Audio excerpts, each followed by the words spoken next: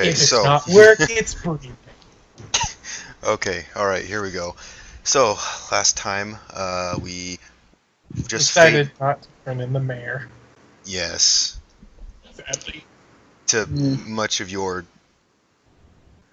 not happy. What's the word? I don't. Whatever. Uh, Displeasure. yes, there you go. To your displeasure, you did not dethrone the mayor, or Not yet. yet. There we go. Use the correct Because words. we still haven't figured out how to take Take him down. Rosa. And we technically haven't talked to Naff about it either, even though we volunteered him to run the city. So, Well, I mean, there's no way anyone's going to be beating Rosso if he runs. So we'd have to call him quadruple the amount of favors that have ever been called in that city to be able to get someone else to be able to run for the financial district. it's true. Yeah, but as we left off, you guys were just explaining all of your doings towards the king.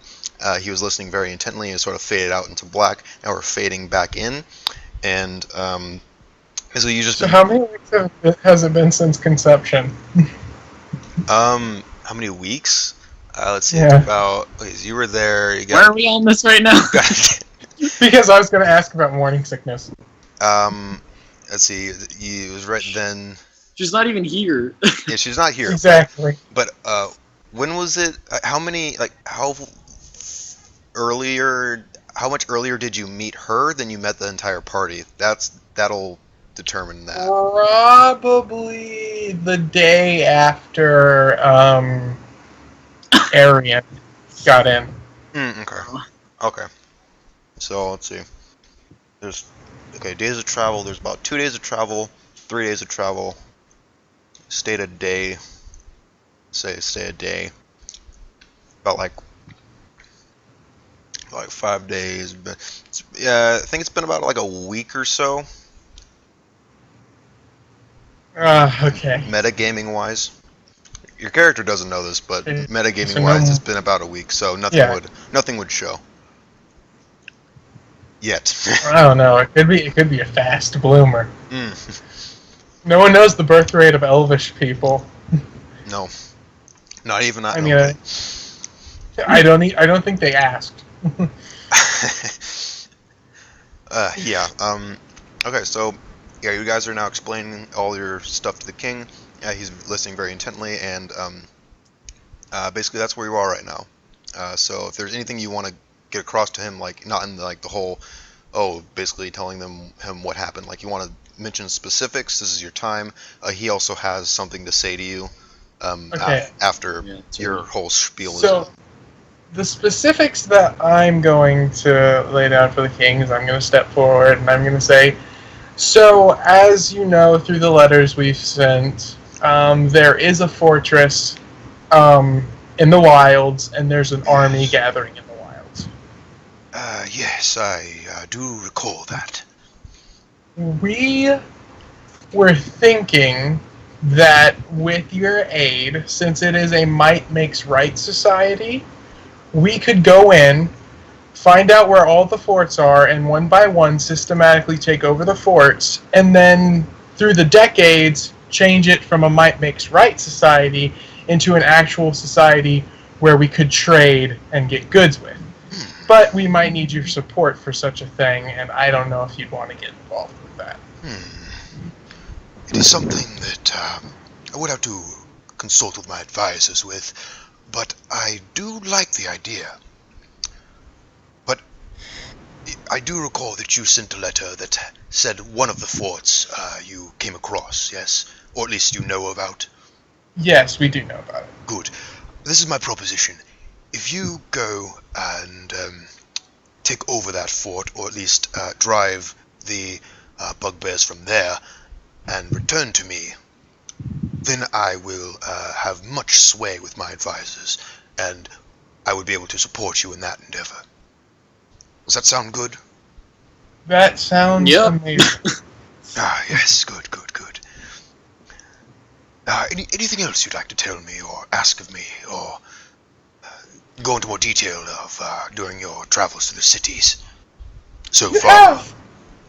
do you have anyone like in all of your kingdom that might know how to, I don't know, tame a giant spider? That would have to be most likely the lore master would have some kind of book about that. Other than books, I am not sure specific people who would know. But the lore master is a one-stop shop for many different types of knowledge. Up in Also, I'd like gotta to go back. out of character, we have no freaking idea how long this egg has until it hatches. It could Yeah, hatch in the exactly. middle, dead center of Oh, this that's conversation. true. Crap. Yeah, it could hatch whenever. Oh, that's just bad. We're in the middle of a battle. Can't you see I'm a little busy here? That's gonna be bad. What did I say I was going to name it? Oh, I don't remember. Philip. Oh. I'm going to name it Philip. It's Philip. Oh yeah, that's right. Yeah, Yeah, Philip. yeah, Philip I the remember giant that. Yeah. spider. That's not threatening. That's like, we want to come in for. All beware, Philip. Philip. I've heard Philip the Destroyer. just like in the back alley, it's like, hey, I've heard of rumors, man. I've heard of the legend. It's Philip. It's like, Everyone dude, else starts. it's like you're crazy, man. It's like, no, I've seen Philip up close.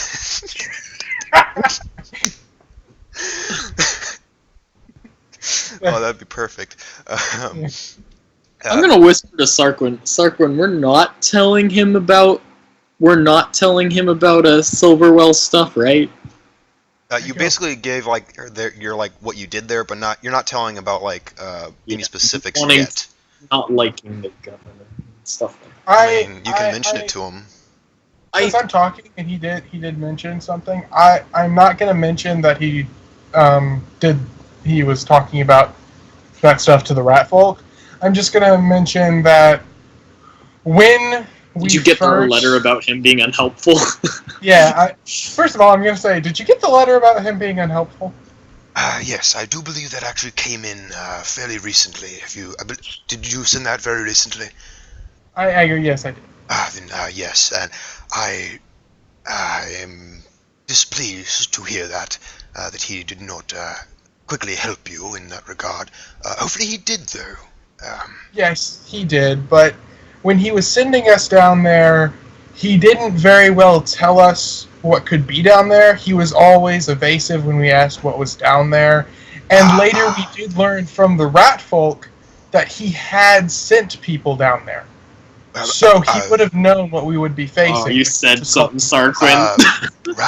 Rat folk. Yeah, we left him in Silverwell. They should be going over to Grand Pike. Oh, wait, there are still rat folk in Silverwell? Only one. There's only one left, and yeah. Oh, okay. They used to be in the sewer, and basically they were just keeping everything clean down there. And then as it happened, the mayor started sending more and more groups down there and started killing off what was left of the rat folk.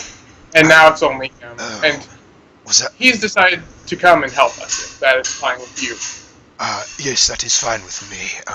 Do you know for certain that he intended to destroy the rat folk down there? Not for certain. But I could send... The way he said it, pests. He said pests, and he never let on that it was just vermin, even though he knew that there were spiders and rats down there by other adventuring parties going. Let's see, here's what I can do. Unfortunately, you know of Silverwell's complicated state. Yeah. Yeah. Reputation. And reputation, yes. This is what I can do. I can send in a secret couple of agents there under my command that would be able to search everything that is in his quarters with full rights from me, and they could try to see if anything there says anything about what you are saying. Unfortunately, since it's a sort of um, independent sort of town, it's a bit weird how to go about enforcing things there. I'd have to go through their additional laws on top of what I have already said, if that makes sense. I don't. So is Silverwell like separate from the kingdom, but also part of the kingdom? Yes, Because that's what it's starting to sound like. Yes and no. It is a part of the kingdom, and I protect it, and they pay taxes to me. But they are separate in the fact that the way that their legal system has been written up in such a way that it has many independent qualities about it. I see. It's a very complicated situation that, honestly, I do not know the most of it. Mainly my advisors take care of that. I cannot handle that kind of politics. Coming from a king. Yeah. Yeah. I'm gonna say that is good. That is a great thing. I go, you'll probably want to be like very, very discreet about it, so of course the mayor doesn't catch on before you're done with your investigation. Yes. And then also, Rosso. Rosso, you mean Richard? A close friend. Yes, Richard. He is what a have very you? close friend. He's a very close friend of the mayor, so I was just saying keep it from him too. Oh, keep it from Mr. Rosso. Yes, because they are close friends, and I would not call them close friends. Business partners. They are business partners. Yes, I think that's a better word for it. I can take that into, yes, I can definitely do that. Past that, I think you should be fine. And thank you for looking into this. We would certainly like to make sure that he wasn't specifically targeting the rat folk. Yes. Neither would I, because technically the rat folk are under my protection, and if something has happened to them under my watch, under someone that has been appointed into one of the cities, I need to take action to solve the and problem. also, just in case your spies come back and say they didn't find anything, but they did find a note that says don't kill the rat folk in the sewer, he only wrote that note after we told him, and he might have just done that to put our minds at ease so we didn't say anything. Possibly. We don't know. Like we said, all of this is to us just what is it? It's thought. It's not really anything solid, but the way he was talking was very just getting around any of the issues. Understandable, and normally I would actually go along with whatever my group would say, but Silverwell is a very odd case. I understand that from how they were acting. Yes. If this was any other town, I would have no trouble to enact my power to fix a problem. Just so happens that it is Silverwell, and it is, as you know, very complicated there. Also, after this discussion, and you tell us what you want to tell us, if you have anything to tell us, if you have anyone who could give us some more information about Grand Pike, so we're not completely taken aback when we go to Silverwell, like we did when we went to Silverwell. Yes. I can actually tell you a few things about Grand Pike if you'd like that. Yes, very much. Yes, please. Good.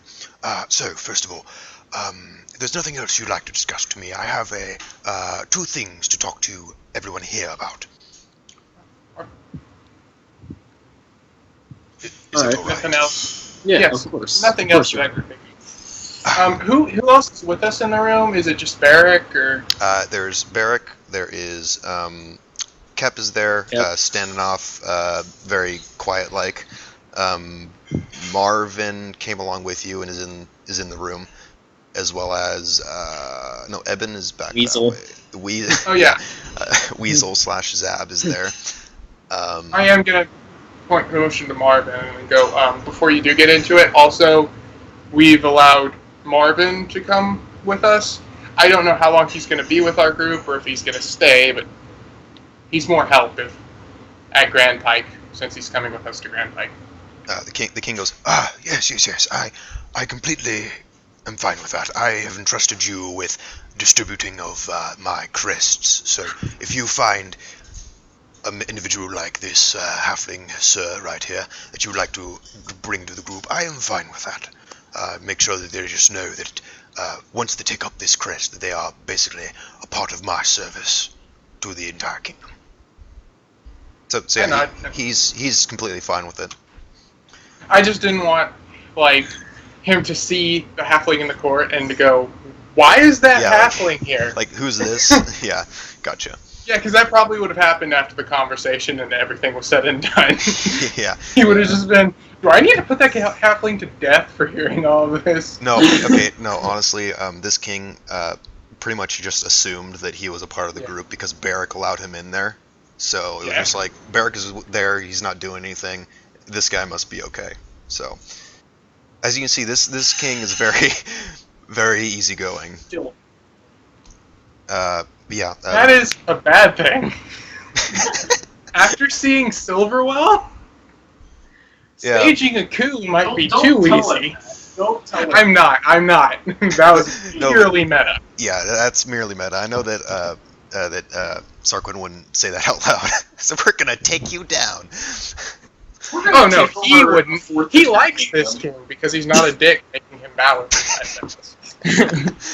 Good. I think that pretty much a lot of people like the king. A lot of the citizens do. I don't know about the group per se. I don't know how the individual likes I feel them. Off about his son because I feel like once the king dies and the son takes over, he might go into tyranny to get his beliefs and stuff. Well, it could be the son, could be the daughter. Either one.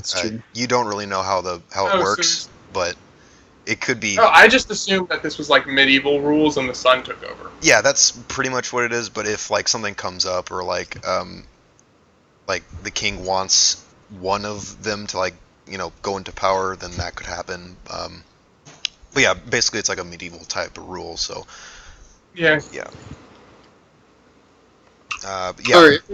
What does the king have to tell us? Yeah, so the king was like, yes, so now that is all out of the way, I'd like to talk about two things. One is a certain, how do I put this lightly, incident that happened in, what was it, Old Crest, in a tavern. I'm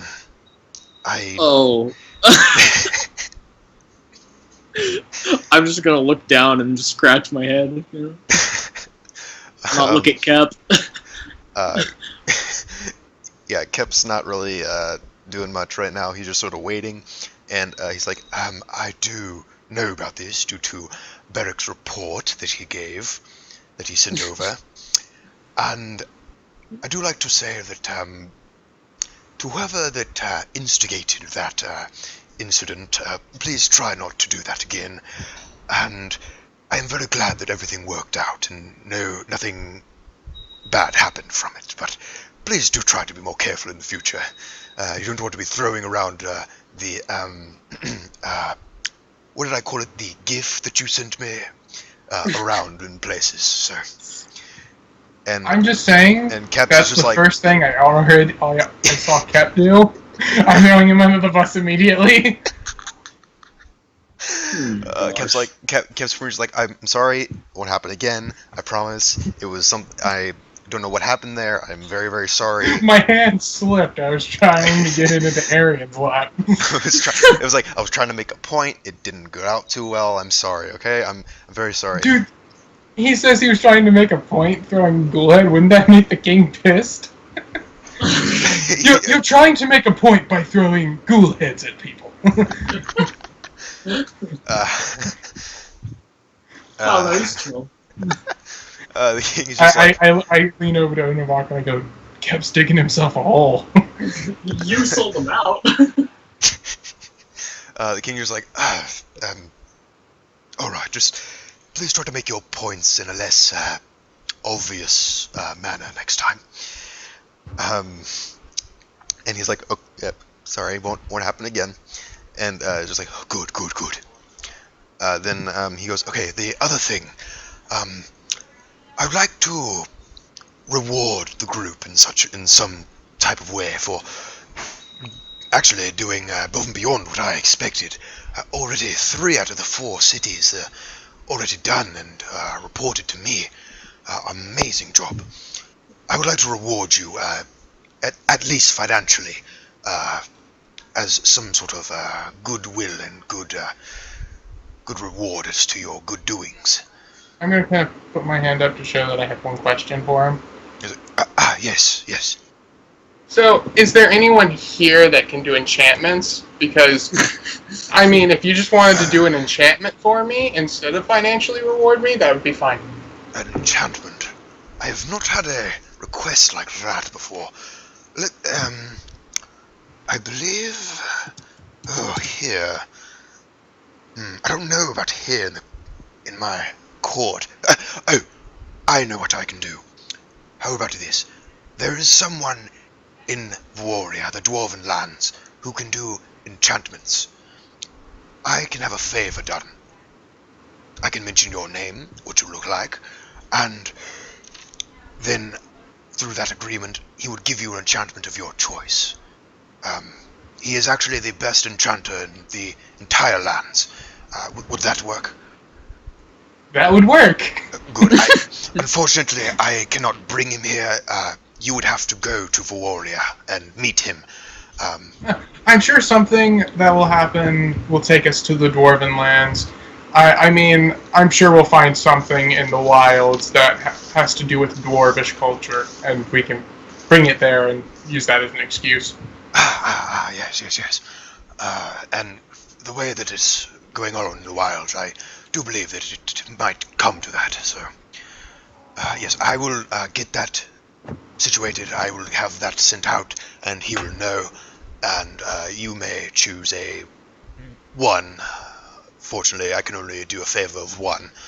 One enchantment to one weapon or armament of your choice.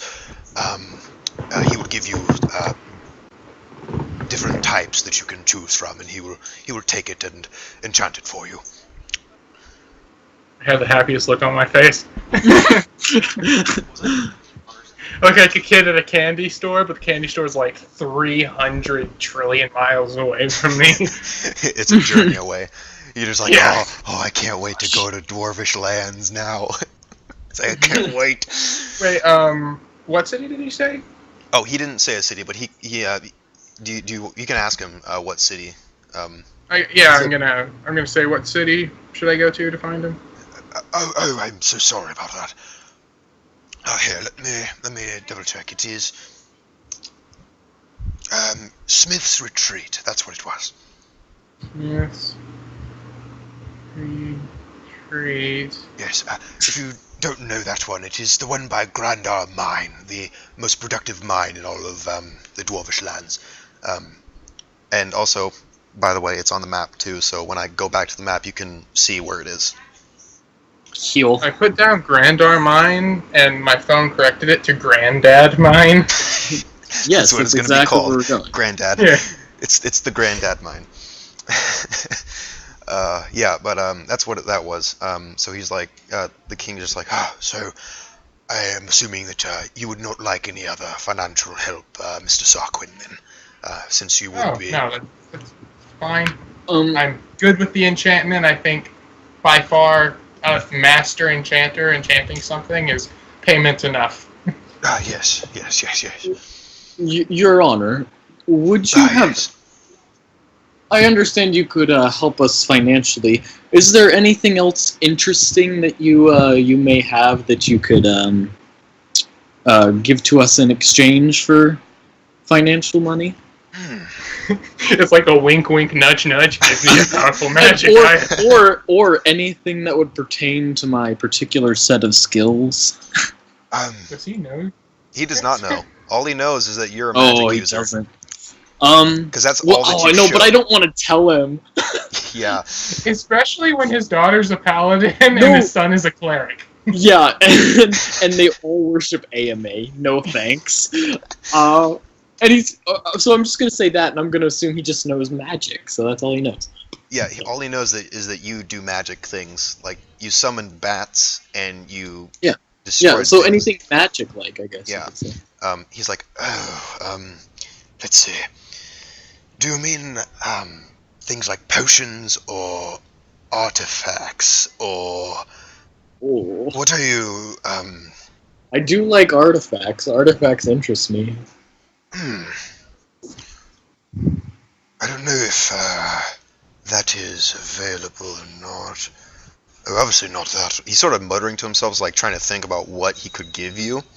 He's Yeah. like, no, not that. That is for here. And if you don't know what he's talking about, he's mentioning the Oh, like the magic. yeah, Like, the magic aura Yes. around the castle that basically permits all magic users to keep on casting no matter what they cast. He's basically like, no, that stays here. thanks. You just reminded me to reset all my spells. Oh, you just reminded me. I don't have any spells to reset. Haha. Haha, fighter. But he's like, wait a second. I think I have this cup. It is enchanted It's to a- never spill. you'll never go thirsty in your entire life. Wow. I don't remember drinking at all during this campaign, so. No, during your meals you would, but Yeah. And I had Um, beer that one time. yeah, you had ale at one time. Yeah. But yeah, he's like, oh, no, I do not believe it's actually an artifact since it is manufactured here, but there is a pendant of magical properties that, and I also have no idea what it does, but I could fetch one of them, and my magical advisor to actually tell you what it does. I would love that, Your Honor. All right, I will actually. He turns to the person that was holding his pipe and is like, "Could you go and fetch me my advisor, please? Go and fetch William for me." And the person is just like, "Yes, sir." And he goes off. We told him about Zab, right? Yeah, you told him about Zab, and he's just like, I think you convinced him about it, just like Yeah, okay. I said the exact same thing I just said to Nap, and he was like, "Oh, yes, that's a Yeah. brilliant idea," or something along those lines. Something along those lines, yeah. And then he's like, a little while, the person comes back, and also with this other figure, and you can see that this person is actually fairly young, but he human.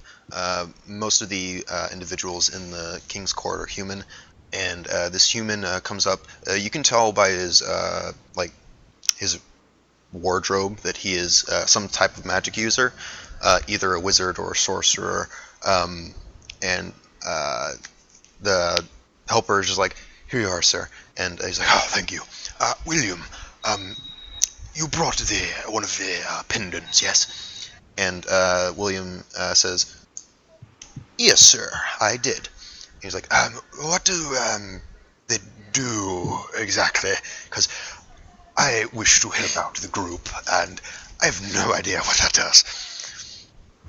And William's just like, well, there are actually many variations of pendants. Some increase one's mental capacity. Others increase spatial awareness, and others make your mind stronger. Other things like that. He's like, "Oh, all of these are variations?" And he's like, "Yes, there are about 4 or 5 variations of the pendant." And then the king turns like, "Do any of those sound interesting too? I have no idea what is going on, so..." Would he be able to read them all to me? I believe so. William, could you repeat all of the different benefits that the pendants give? And William's like, yes.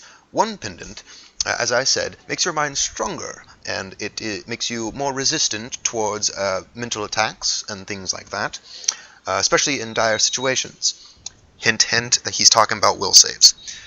Yeah. He says, another one.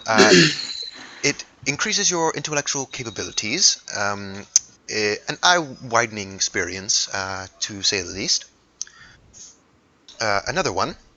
One of them, I believe, makes you more charming, though it also helps you with spell casting. And also, I believe the other one is, oh, what was that one? Was that a,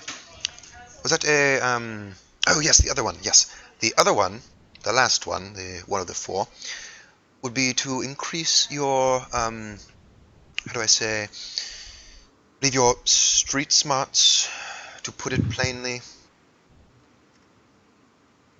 Yeah, so basically what he's talking about, it would give you either bonuses to will save, your intellect, your intelligence, your wisdom, or your charisma. Those are the 4 types of pendants. Okay. I'm gonna tell the king. I think I'll take the basically the charisma increasing one, the one that helps you with spells. The spellcasting one. Okay, he's like, Yeah. Yes, William, do you have one with you right now? And he's like, let me see. And he sort of shuffles through his bag, and he's like, yes, I do actually. And he's like, could you please hand over that pendant to this young half-elf right here? And excuse me. He looks heartbroken. Goes, but it's mine. What? He looks heartbroken. Looks directly at the king. But it's mine. It took years to buy this. He's like, why? And the king just makes him, but he's like super sad about it because he's so nice. No, but the king said that these are manufactured regularly, so it's not like a real blow to the wizard right now. It's just like, this is my favorite. But It reminds me of my mother. How? She was metal? It just does, okay? She's beautiful. It just does. But yeah, he pulls out the pendant. It's a very simple one. It would be confused with a lot of regular necklaces. That you pretty much guess that that's basically why they made it that way. So like people don't think like, oh, this is like a really like this is like a semi-powerful necklace that can help you with stuff. They just sort of made it as a regular old necklace pendant thing. Yeah. So it's very plain looking, just like it's basically like a silver sort of amulet with a good sturdy chain on it. And he presents it to you. He's like, here you are. Oh, thank you. There you are. And to receive the benefits of this pendant, you must be wearing it. So I do not believe you would be taking it off for any reasons, but if you do, you would have to be wearing it the entire time. All right, I'll put it on. Okay. As you I thought all he'd have to do was own it, and then you could just throw it in a lake. Just kidding. The pendant explodes when I put it on. That would be the biggest big move. Especially from the king's advisor. It'd be like, I don't like you. I'm gonna make this so it explodes later. Be like, I can't give you the real one if you're dead. Oh. So you put on this pendant, and immediately you feel like you're a bit what's the word? Not you don't have more swagger, but you just like smoother. Yeah, you're smoother. You're a smoother criminal. You're. Oh God, you're a criminal. Why are we hanging out with I don't know. Yeah, but you feel more confident in yourself, and just a little bit more like you can talk easier, and your spell casting comes a little bit easier towards you to you, and you get, as long as you're wearing that pendant, you get a +1 to charisma. So since I've seen him wearing the pendant, I get a +1 to charisma too. It's only for the person wearing it that gets the bonus. That's what the wizard said. You know what's great about it is that I know I've 18 total on the ability score. Oh, nice. That's awesome. Awesome. Yeah. Such a low. Okay. No, I meant at such a low level you have an 18. That's true. Yeah. That's true. And then And again, at level 1, I had two 17s, so yeah. I rolled really well. Yeah. And yeah, so that's pretty much what the king is like. Thank you, William. Now, for the rest of you, I do not know if you'd like financial help. Marvin's like, yes, I want financial help, please. I go, yeah, he lives in Silverwell, so he needs a lot of it. Yes. Please bring him 50 gold. Marvin's just like, Dang. yes.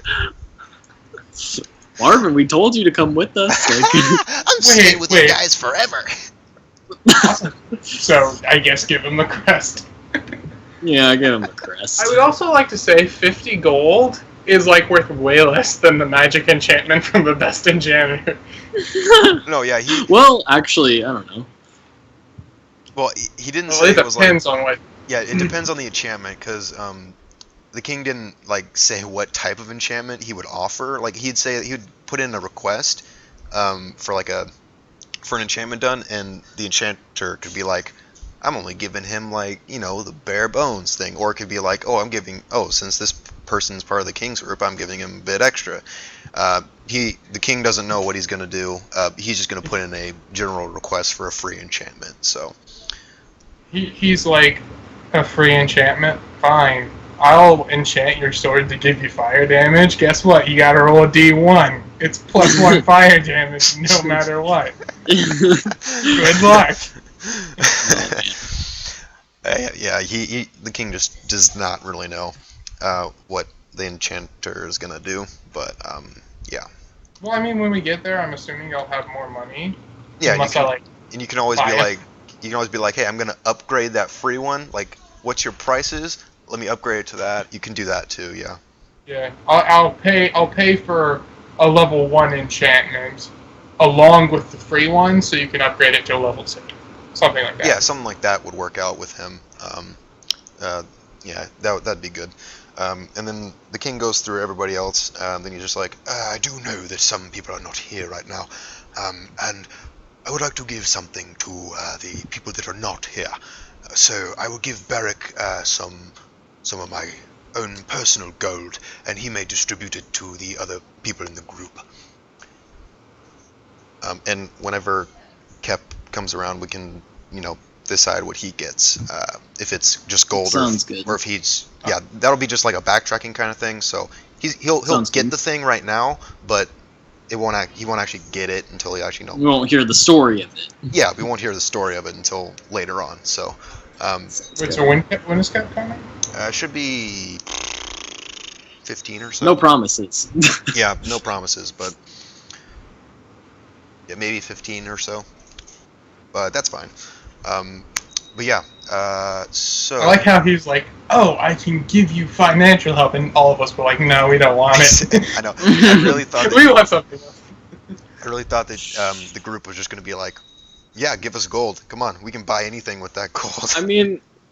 I mean, we're not that poor, so I mean. Yeah, you're not super poor. I Yeah, mean, it's- later in the game, 50 gold isn't going to buy you crap. Yeah, it's true. Yeah, that's yeah, that is true. But yeah, that's pretty much the conversation you had with the king, and the king is just like, all right, I will get all of what I said to get done. I will get started on that. And about Grandpike, yes, I almost forgot about Grandpike. You wish to know a little bit about it. Yeah. About Grandpike, it is mainly our military outpost city. That's what I like to call it. There are many forts along the edge of the town. Some forts deeper into the woods, just for lookout points and such like that. There are many taverns there, because many of the people stationed there like to drink and like to party. But let's see. It's mainly militaristic, I did say that. What else would you like to know about it? Since the Bugbear Fort is so close, do you think any of like the soldiers or guards there would be willing to help us take it over? Possibly, yes. I have not sent out a message to them, so you could actually tell them yourself when you get there. It'd be much better than me wasting paper. Well, I have paper right here. I was wondering if you could write something to them to know that it's backed by the king, and so they know we're not talking out our asses. Yes. Here, let me do that. And also, feel free to ask me any other questions about Grand Pike, general questions that you might want to know about while I write this out. And he takes your paper. He gets some ink. And he starts writing. You haven't heard the specific rumors that are going on there? If I knew, you wouldn't be in business right now. That's true. He sort of chuckles to himself, like. So, what is the mayor like? Is he hard, like general type person, or is he like the mayor? Well, the leader. Oh, okay. When you said mayor, I thought you meant of Silverware. I'm like, you ought to know him. But no, his Mayor Silverware is the only mayor. I guess you could say what you're asking is the informal leader. Yes. Yes. Oh, yeah. He's very friendly, actually. He's a cleric, I believe. He goes by the name of Azu. Is he under the war discipline? I do not know. All I know that he serves Mikale. So. I just realized that that's a 5e thing, and the war discipline could not even be in this edition. I think it actually is. Yeah, it is. Yeah. Okay, good. I wasn't just speaking from 5e. No. He's like, what are you talking about? No, but he's like war discipline for a cleric? No, that can't happen though. But yeah, he's like, oh yes, his name is Azu. He's a cleric, and he's what did I say already? I'm so sorry. My brain is trying to write and talk at the same time. Forgive me.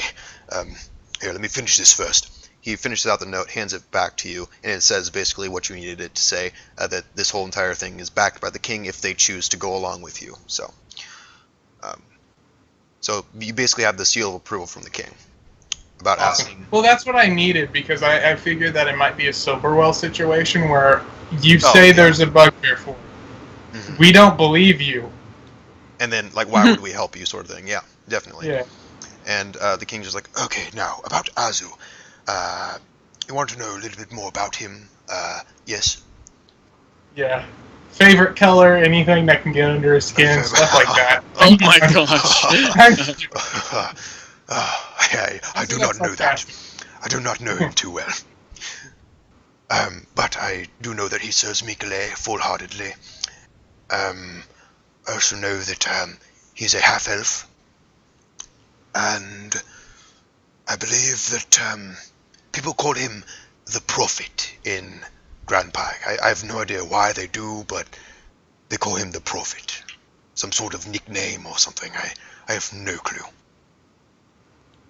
Okay.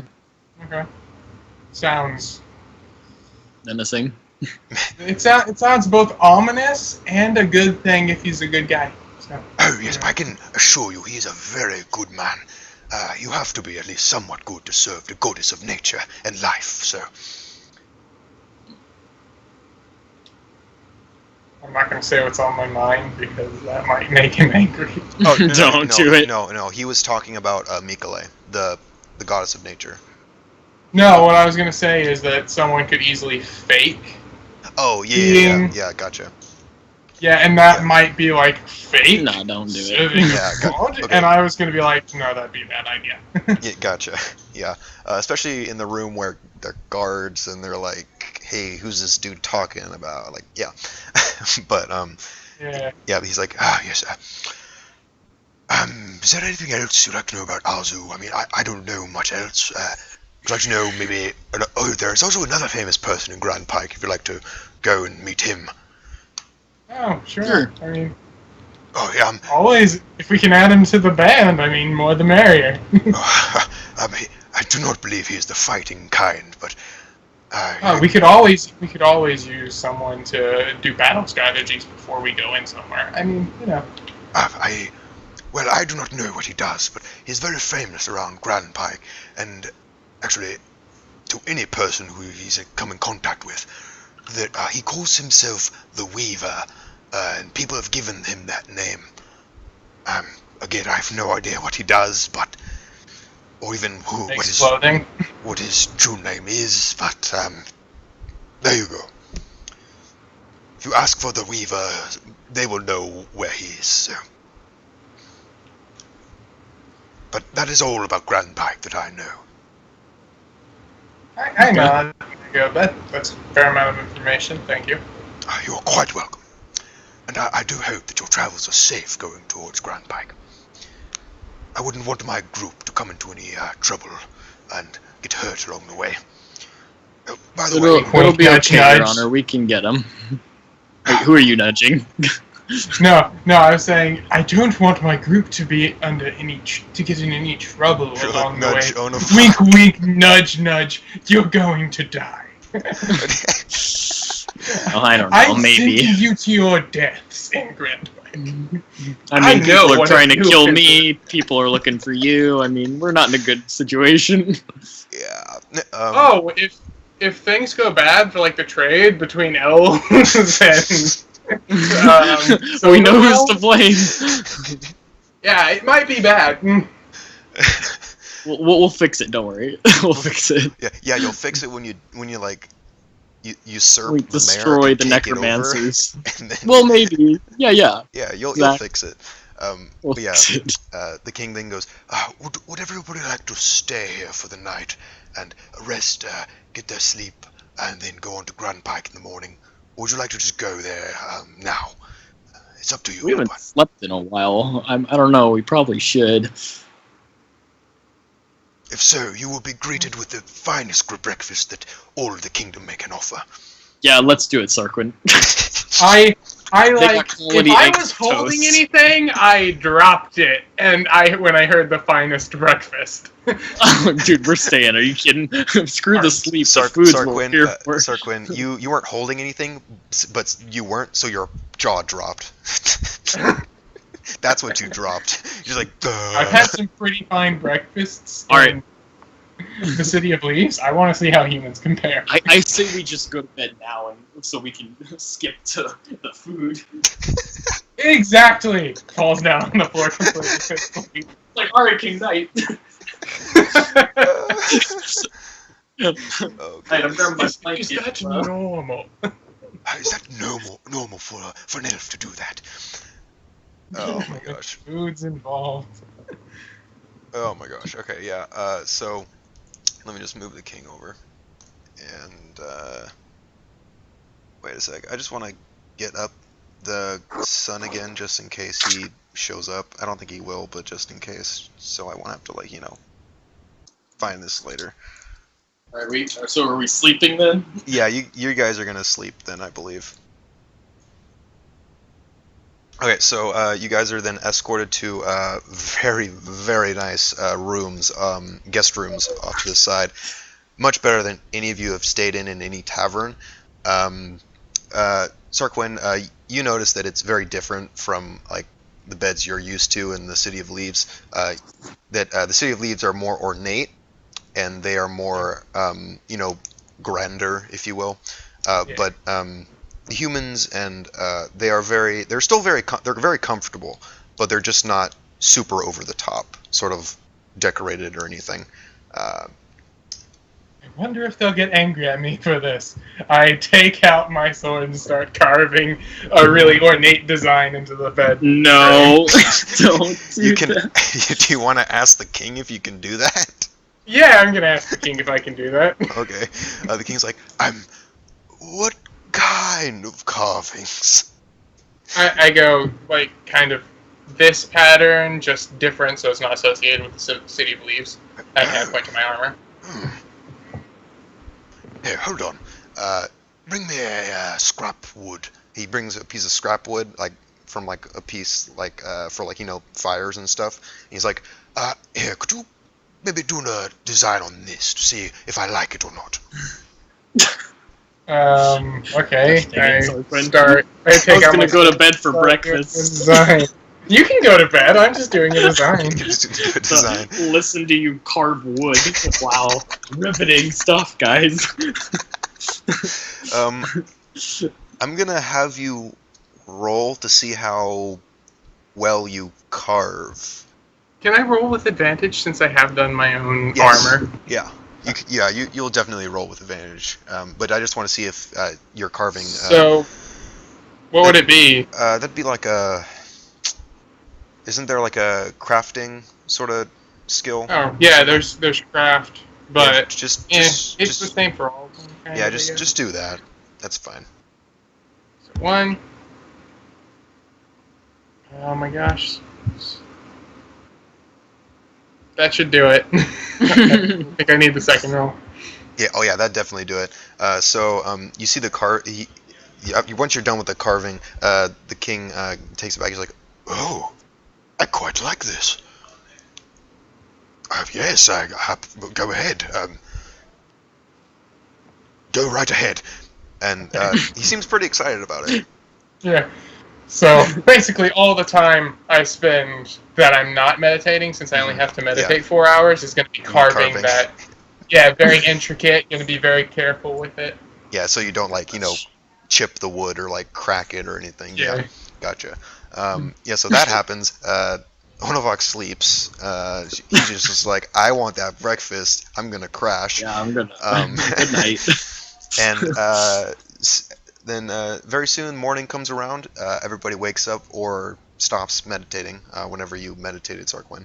But you finish Sarquin. Your carving. It looks just really, really pretty in there.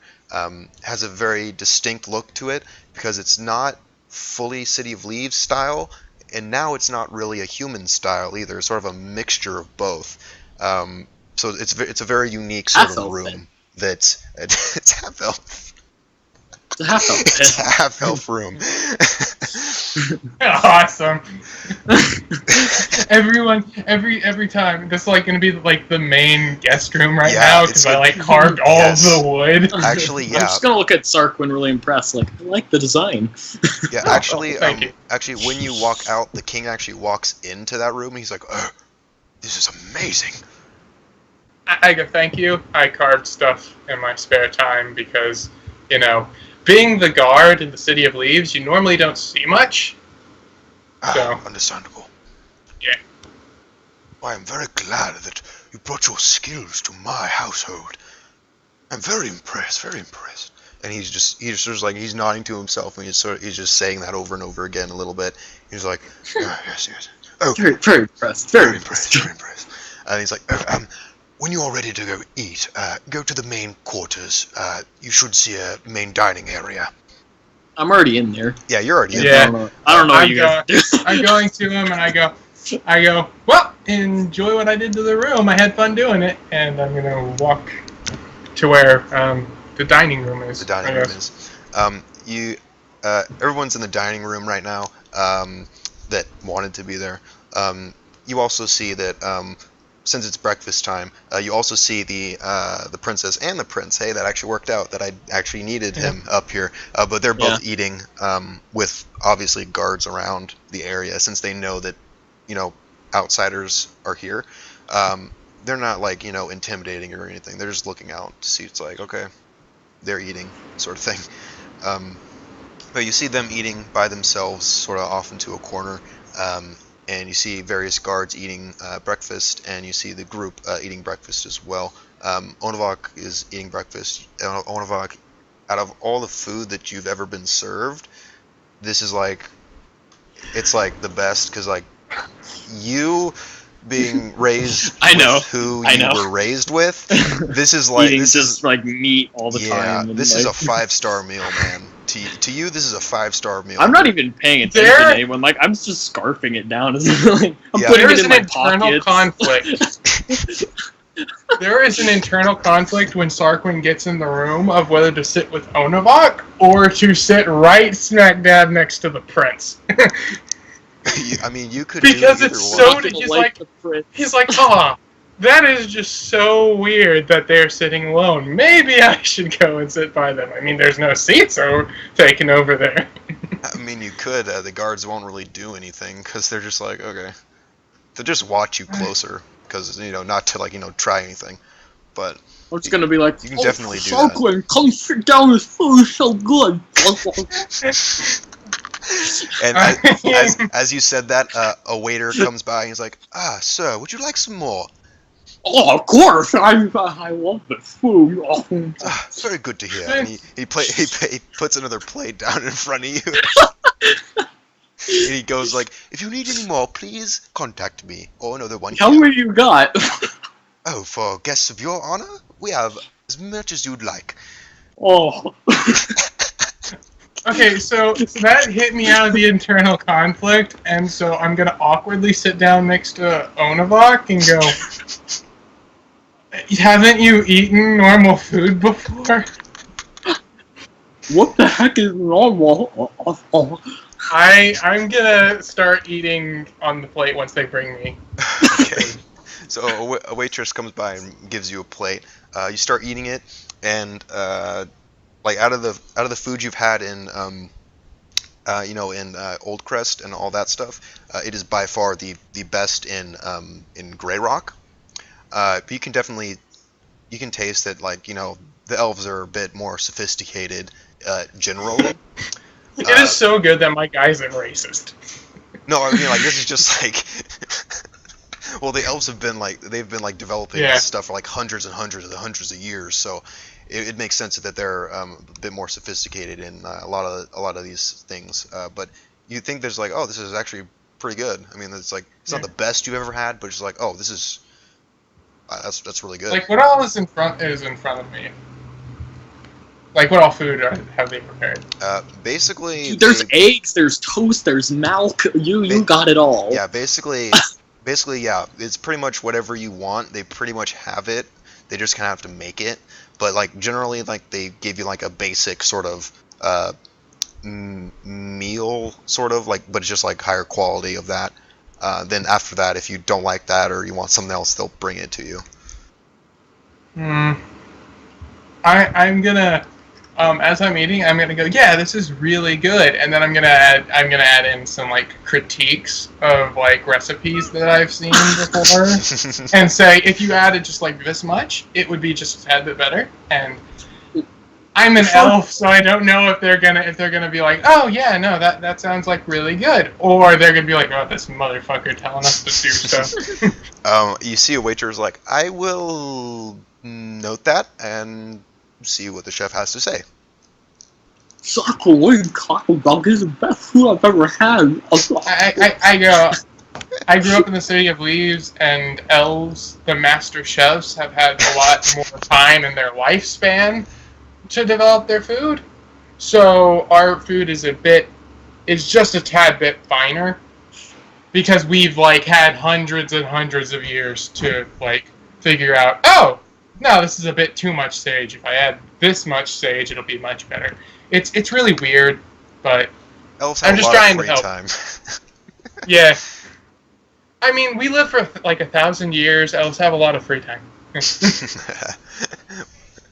But yeah, after that, you finish up your breakfast. Onavog Can is you like, roll? Can you roll for like if we hear from the kitchen? Oh my God, this is so much better because the chef tried it. I'm so done. okay, let's see. So, and then here, hold on. Oh, okay. So this is what happens.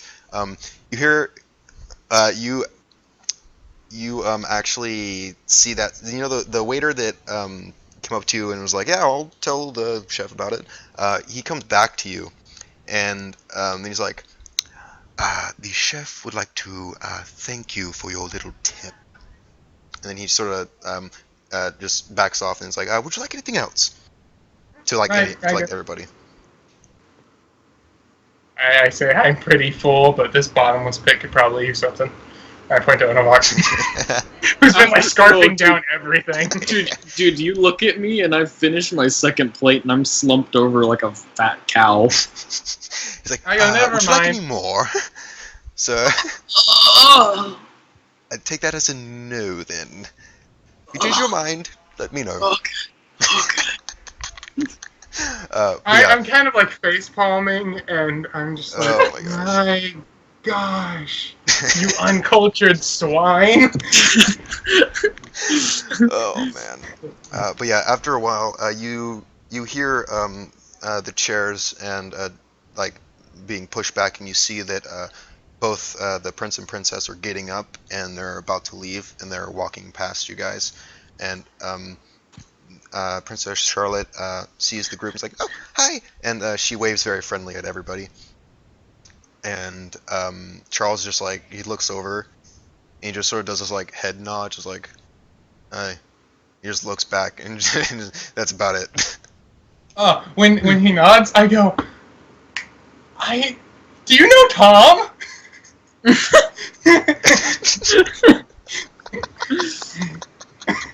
Oh my gosh. I go, you look like a guy who would know Tom.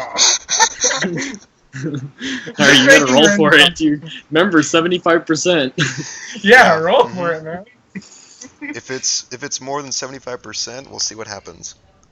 Oh, he's No. like he sort of looks at you, gives you this weird look. And He looks like he a just cat. turns back and doesn't say anything. No one know Tom. I'm assuming Peter. Kep's there with us. Yeah, Kep is there eating too. Okay. And probably like the half elf. Half elf. I mean, Oh, not half no, elf, halfling. Like what half Before elf? I leave, before I leave, I'm gonna go to the king and I go, and by the way, Tom, there's a guard in Silverwell called Tom. He's a great guy. I knew him when we were growing up. Don't ask how. Oh, that's odd. I never knew that this Tom ever went to the Evergreens. Oh no, he didn't go to the Evergreens. So- I came through here when I was younger. You might have remembered. Yeah, I think it was. Oh, okay. That makes sense.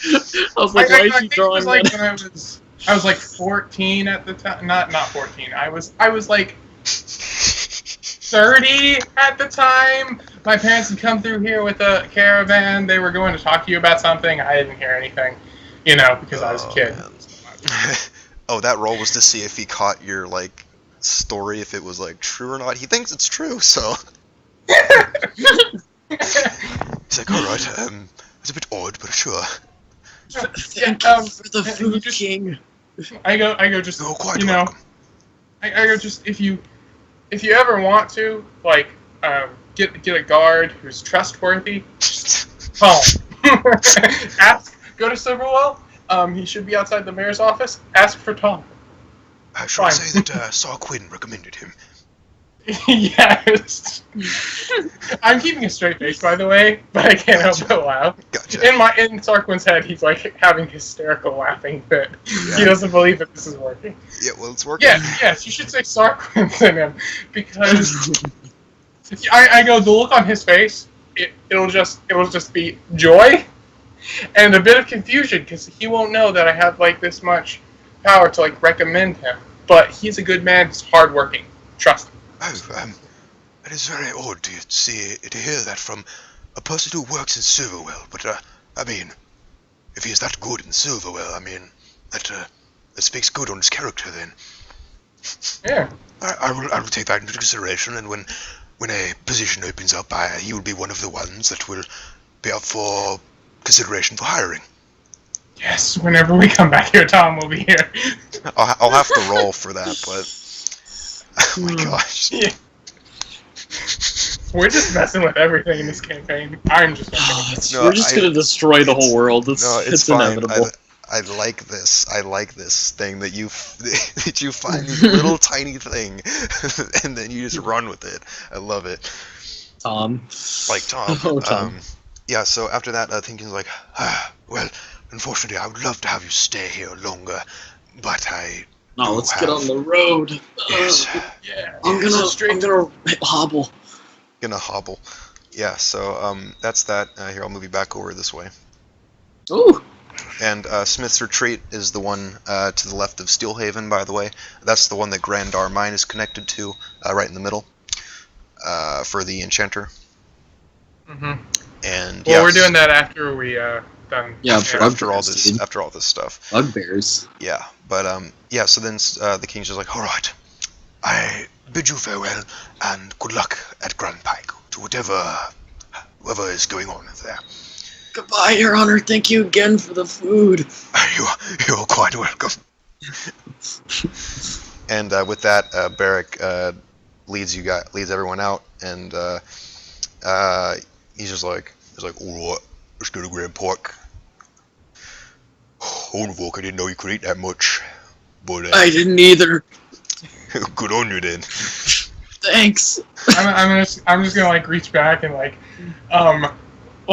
slap your stomach a bit and go, yeah, you got a real belly on you, slap. Onavok, how much did you eat? I throw up. I was about to say. You knew where I was headed with that. I was like, if it's above a 10, I'm throwing up. No, that would be under a 10. You'd throw up. Oh, well, no, that's how I did it. Oh, okay. Well, okay. This is what happens then. It sort of like it just slaps your stomach. You're like. I'm gonna roll to see if I actually. Roll a Constitution. Yeah, save. roll a Fortitude save. Yeah. Save. See if you throw up. I've never rolled. Wait, seeing him doing that, I back up and I'm like, what? Yeah, everyone backs up, and I'm gonna say if you roll a 12 or higher, you're gonna be fine. Okay, well, I have a +4, so I mean. Okay, yeah, you're good. So you just sort of like. I brace against the attack. The attack of the vomit. The vomit attack. I just look at Sarquin. Don't do that. It was like supposed to be a victory that you ate. So never mind. Let's go. Yeah. So you just ended up dry heaving a little bit, and you're just like, okay, I can handle this. Okay, let's go. Oh, that could have been bad. I just throw up everywhere. Yeah. Throw up on Barrick's shoes. Hey! Oi! Alright, let's go to Grand Pike. Alright, so you guys are traveling to Grand Pike. Here, let me do something.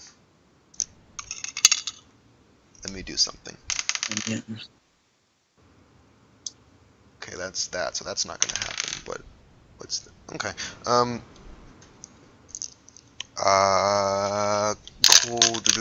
Cool. I want you to make a. What do I want you to make? Ooh. Spot, I think.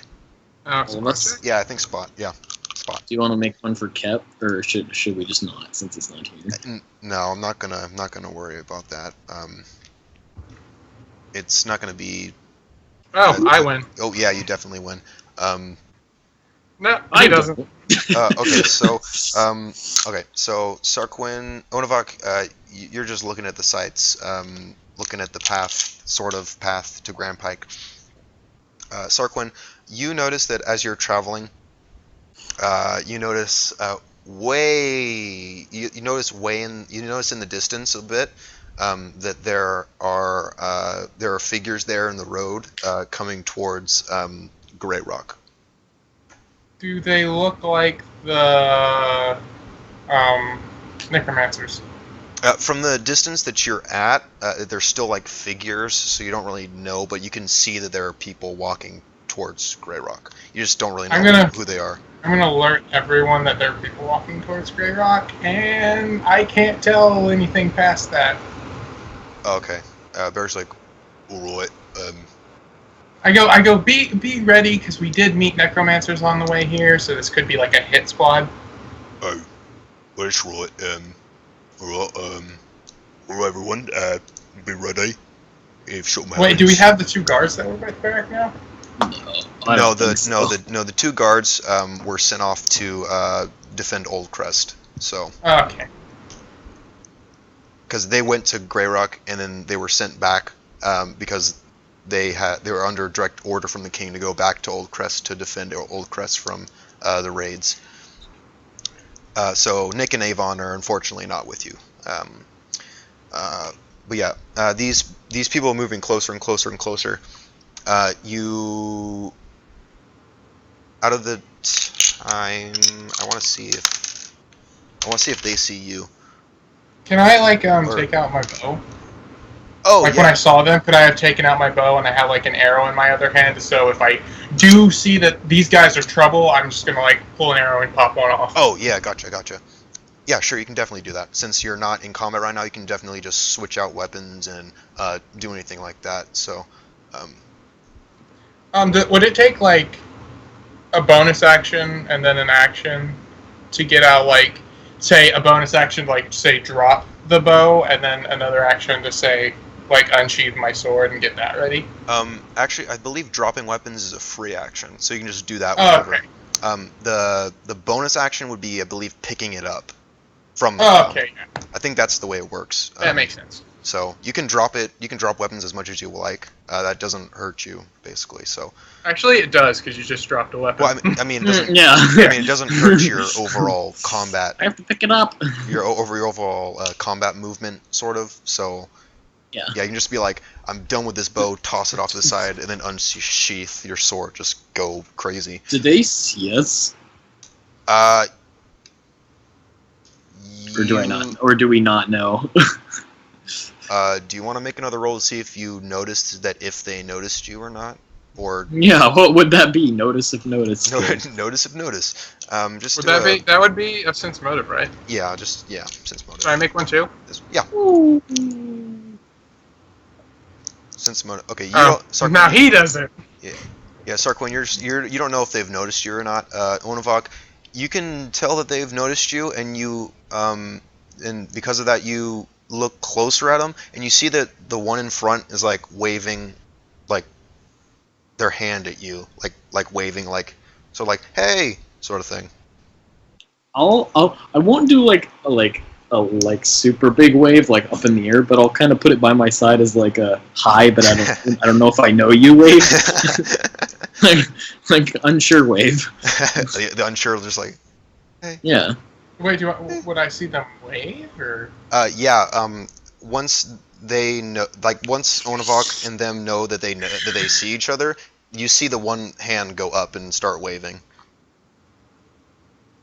I'm gonna wave back with my bow hand, mainly because if I wave back with my bow, then if they try anything, I can just lift my arrow and then like do a crossway shot. Gotcha. Yeah. So you see the hand waving, and you reach your bow hand up, and then the hand sort of just like sort of just jolts a bit, and just like you see the figure go sort of like he has a bow in his hand, sort of thing, but then continues to wave, then puts the hand down.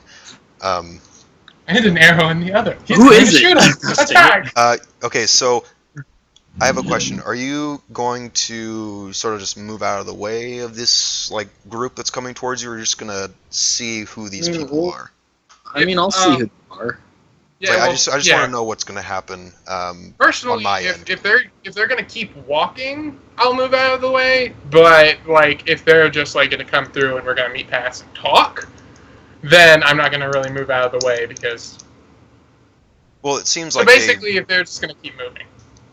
Oh, well, it seems like since they were waving and stuff, they want to talk to you. Like that's what you're getting I'm right now. going up to them. Okay, so since Do I find out who they are before we actually like start talking? Yes, you'll know who they are when you get close enough that that people can actually see each other clearly. Yeah. Like that'll be like since they're not making any moves, I am gonna sheath my bow and put away the arrow, and I am gonna be ready to take out my shield and sword though. Okay, so you're gonna put away your bow and then like get ready, like if anything happens, right? Yeah, because I figure that from how they're acting, they're gonna wait until we're gonna get closer, so I could probably charge. Mm-hmm. Okay, and once like the distance starts closing between the two groups, as soon as you're able to, you recognize the necromancers. What? Yeah, but they don't seem armed. They don't have any undead with them, and they're the original group that met you near Silverwell. All of them are there and accounted for. I take out my scythe. And the one waving was your adoptive parent, Onavog. What the frick is he doing? Why is he so nice to me? I thought these guys were supposed to be like, kill me. And then they're like, hi, let's be friends. Well, I mean, you didn't specify to DM discretion. They could actually be really nice to you and just not want their secrets to get out. Oh my gosh. Yeah, what? but as soon as you notice each other, your adoptive father, who I don't believe you gave a name to him, you can give him a name if you want, but I can give him too, but... You can do it. Okay, I'll do that, but he won't obviously tell his name, but he's like, Odavok, we meet again. Oh, I tense up, like, and Nightshade's obviously not happy. And Nightshade just like, you see that his body's like ready to go and like charge him, and your adoptive father's like, oh no, Odavok, I'm so glad we're able to see each other again. Why? Oh, because I felt so bad last time that you asked me, oh, what happened to your parents? You asked me that, right? And I did not know. So, I went upon myself to go and find out for you. I go, oh, this cannot end well. What makes it so I get that look of, you know how when people are like fed up with the conversation, they'll like look up at the sky and they'll like make their arms go limp and go, Yeah, you're doing that. I do that, like, this can't end well. Yeah. Yeah, but then your adoptive father keeps on going, and he's just like, yeah, so I actually know. I actually asked. 18 years have gone by, and you know what happened? I only recently found out. I had to ask the higher-ups. Because I was not there that day, as I have told you. I was back at home. Back at our home. And you were brought to me. And you can tell he's being completely truthful right now. Yeah, but I still don't trust his you know? Yeah, I'm like... yeah. But you can tell I am going to take out my shield and sword, and if anyone, like, asks about it, I'm going to... If anyone gives me an off look about why I'm drawing my shield and sword, I go precaution. And that's all I'm going to ask, why do you care? Oh, okay. He says this, because as family, we need to look out for one another. Yeah, this spiel again. And for... Odavok, my heart breaks every time you say things like that. I do notice that your friend over there has drawn his sword and shield, and I assure you Precaution. we are not... He's very edgy. And I assure you, we are not here to instigate something. We feel as though that would not be the proper time. We are here for something else. Part of that would be to, if you wish, to hear what happened to your parents, since I recently found out. What else are you here for? The other one is a proposition that could benefit you as well as us. Mutually beneficial. Would you like to hear it? Yeah. Alright. Here's the proposition. Our group and your group will send up 2 individuals. It will be you, Odavok, and your companion Nightshade, and we would then bring 2 of our undead. You will have a friendly bout. If you win that bout, we will leave and not bother you for an entire month. If you lose, then we will continue to pursue Kep is here. And Kep is here. Alright. Quick fill in. Yeah. Okay, quick fill in. The king gave you some stuff. Kep, you had a choice of either financial gain, or you could ask for a certain item or a certain thing that you wanted, and he would pretty much give it to you or make arrangements to give it to you. Yeah, like I asked for an enchantment. Yeah, and Odavok wanted. Arrangements. Yeah, And I got a pendant that gives me +1 charisma. Yeah, so you could ask for something like that, or you could get basically gold, as basically the king's reward to you for doing so well in such a short amount of time. Alright, I'll take the gold. Send it to my home. I'll keep doing the job. Oh, okay, cool. And since so basically he gave you practically like he gave you 50 gold pieces, but if you wanted to ask for more, he would be like completely okay with giving you more than 50. But that was sort of just like the base, like 50 gold. Here's this thing. Sure. If you'd like more, then let me know. He'll give you more. But yeah. So after that, you stay the night at Castle I Grey made a Rock. very ornate bedroom. Oh yes, very ornate He bedroom. carved the bed into like some flowers and I carved stuff. the bed and like the walls. I made like portraits because I only had Okay. like 4 hours. I did as much as I could in like 6 hours. Yeah, it was. I mean, He carved things. with the money given, I pretty much send. Yeah, because basically Keps looks at his wallet. He has 55 gold pieces still. So he was like, you know what? I'm just gonna send it to my home. And basically, he took a short trip to his house, to his home, donated I mean, you money can have to the king his. send it. Oh no, you were there at Grey Rock, so you could have. So Kep could easily have just before you left went to his home, dropped yeah, off that's true. some gold, and yeah. Yeah, I live in Grey Rock anyway. Yeah, you live Yeah. there, so yeah.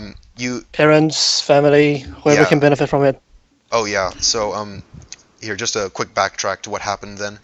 So you walk into your house just as you remembered it, leaving from Grey Rock that one day, and you're greeted with your entire family was actually there to greet you because they caught word that you were in Grey Rock, so they sort of gathered and they were waiting for you, and they immediately just rush you and start hugging you and just saying like, "Oh, Kep, how's it been? How's it?" Like they're just bombarding you with questions, and they sort of die down a little bit, and then you pull out the money and they're just dumbfounded. They're just like, This is the bounty, I would say, I guess, that the king has given to me. To be honest, I don't feel that I don't think I can't think of any use of it besides paying back paying back for your support. Thank you for all those years, and I believe I will make this job permanent. I will serve the king as his rumor finder and problem solver. And I believe this will be the last time you see me in a long time. you see that basically everybody is starting to tear up in that room. They're wiping away the tears. They are closing in on you, going to give you the warmest and most genuine hug that they have ever given you in their entire lives. Like it is a great feeling right now that is happening in that room, and you feel the tears of your mother and father fall onto your arms, and you just embrace them. And someone accidentally got poked by one of the spare spider pincers. Oh no! Oh no! Just kidding. No! What have you done? Oh, I No, don't just know kidding. what happened to. Oh, okay, there she is. Yeah, luckily that did not happen. But yeah, so your whole entire family is just completely just ecstatic and just crying their eyes out right now out of this just this unexpected visit, this unexpected giving of this money, and unexpected farewell too. yes, Can I cut in real quick? That's due. It's like a happy, sad, grateful, just everything cry right now that they're having. Yeah. Okay, so I want to just say, while that's happening, we're like standing out by the road, Listening. and, You just hear, like Sarquin picks up a stick, and he's like just poking like this dead possum on the side of the street, and doesn't even know what's going on in there. Oh man. Yeah, I mean, I'm assuming I'm okay. In my head canon, I don't think I wrote it down, but Your head canon is now becoming the canon because, it's now becoming. Kev's family lives in pretty much the craft area, so they're not that poor. That poor. It's just regular family. Yeah. Yeah, And they're gonna put that money to really really good use. It's like they're not gonna like spend it all. Like, yeah, well, when you come back, they're gonna like have a much bigger house, and they're gonna be successful. They're gonna be like opening like 20 shops. Yeah. Oh yeah, All let's because make of him that goal. let's make him best blacksmiths. blacksmiths. Kind of Ooh, fits. nice. All It right, kind of fits how Kip started as a fighter. nice. Okay, Well, fighter aspiring, yeah. aspiring fighter.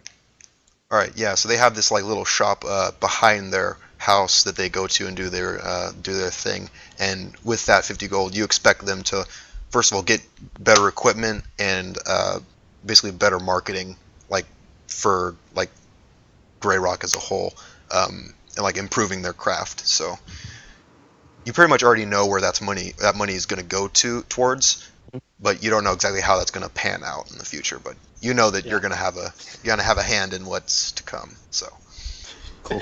They go broke. All oh because of you. no. No. You know why they go broke? Because with our help, Grey Rock is going to enjoy the peace that they've never had in forever, and weapon goes Away. really worthless. So they're forced to make candle stands and stuff. Oh man. But yeah, that's what happened at Kep's house right before you guys left Castle Grey Rock, and then you guys were traveling on to Grand Pike, and this is where Kep just joined in the call that the necromancers are back. They And were walking up to us. They were waving at us. The Believe it adopted or not. father of Onavok was waving at him, and he was basically saying how he felt so bad about not knowing what happened to Onavok's parents, and that he found out, and that he's going to tell him, and also that Wait. he's Yeah, I didn't hear the end of it. What happens if I lose? yeah, that's what I was getting to. He's also getting a proposition to Onavok. He said that it's beneficial to both parties, is beneficial to both parties. This proposition, and he's in the middle of explaining it right now. And he says, yeah, "I'm going to backtrack to if Onavok wins. That's where I'm going to start again. So if I repeat anything, sorry, I'm just going to go from right there. So So good. Sorry for the That's interruption. fine. oh no, you're a dude. No, you're fine. He's like, so the proposition. Two warriors, if you will enter the ring. Two of our undead will go up, and versus you, Onavok, and Nightshade. If you win, meaning you destroy our undead, we will leave you alone for an entire month so you can, breaks my heart to say this, continue in your, rebellious years, and stay with this, interesting group you've chosen. But if you unfortunately lose, do not worry, we will not let the undead kill you. We will let them knock you out, but that will be it. They will knock you out, and we will withdraw them. When you lose, we will allow you to regain consciousness, and then we will be on our way. But whenever we see you, we will make it a point to intervene. But if you win, as well as not interrupting you for an entire month, if anyone spots you, they must immediately leave. They must not engage you. And if anyone tells where you are, where they last saw you, they will have punishments. Sakura chimes in. Yeah, Onavok can take anything you throw at him. Shut up! Sorry. Are we I do- allowed to What is we this? allowed to interject us? No, we're allowed to help. Do you ask him that? Yeah. Okay, he says, not during the battle. Before the battle, we will allow you to talk amongst yourselves, get anything that you really wish to do out of the way first. But once the battle begins, both Should we be able to sides... see the competitors? Yes, you will be able to see. We will all be able to see who will be the Well- outcome. But Well, no. I mean, like, before the fight, before he makes the decision to fight, shouldn't we see the two undead that you are going to pit against him? Because if they're, like, two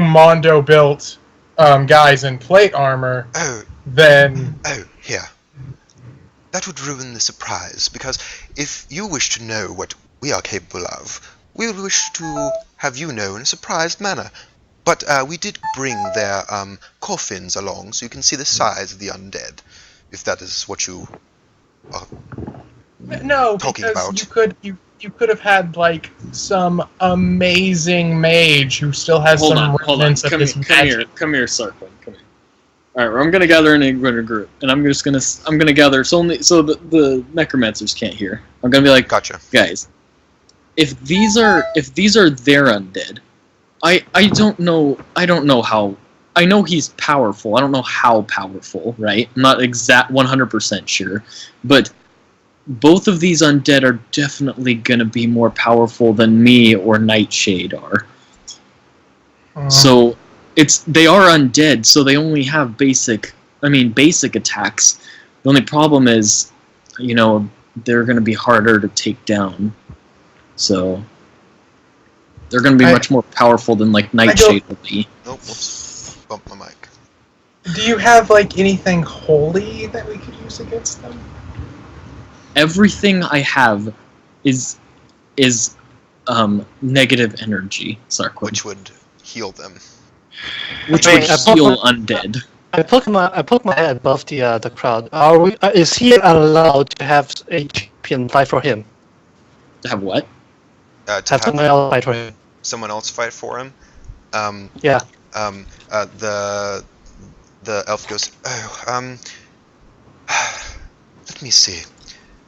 He sort of gathers the necromancers, and then they talk a little bit, and then he turns back, and he's like, we have decided that Onavok must be present, but Nightshade may be switched out, if that makes you feel more comfortable. That would make me feel more comfortable. You can't switch Nightshade out with anyone, guys. I go okay. Let me just Wait, Nightshade switched out with a person? Yeah, yeah. Does anybody have holy water? No, I don't. I have Disrupt Undead. See, that could... I have command undead. You see, those could work, and the... I go, and also you have to know, Barrick is a very experienced fighter. I mean, like you said, he teaches, but I think he could really help you. So you have two viable options. You got some options. The upside with trading out Nightshade is that someone would be stronger. Yes. The downside is I can heal Nightshade. Wait, hold on. Let me check my inventory.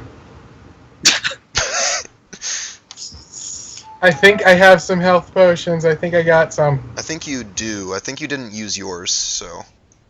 Yeah. Where is it?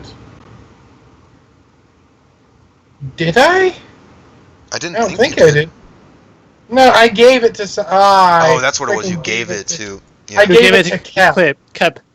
Yeah. He quacked it. Crap! I was so close. I'm sorry. I'm assuming we're back to full health, right? Yes, you are. Through our travel. Mm-hmm. Is there any way to know if what they have is intelligent undead or unintelligent? Probably ask. Onavok, you can make a knowledge check, or you can ask them. They don't seem to be lying about anything, because they want to make a good impression on you. I'll ask them. Okay. He says, intelligent undead? No, they are not. We felt that it would be unfair to pitch you against something more than you could handle by yourself. I think I can do this, guys. No, I'm going to turn to Onabak real quick. Is he gay? I don't know. He might be. He has that flamboyancy about him. He really does. I'm not sure, but I never found out. He doesn't go into that. He does live with all men, though, so it's not beyond him. I am gonna whisper that, but I'm gonna whisper it loud enough that he can hear.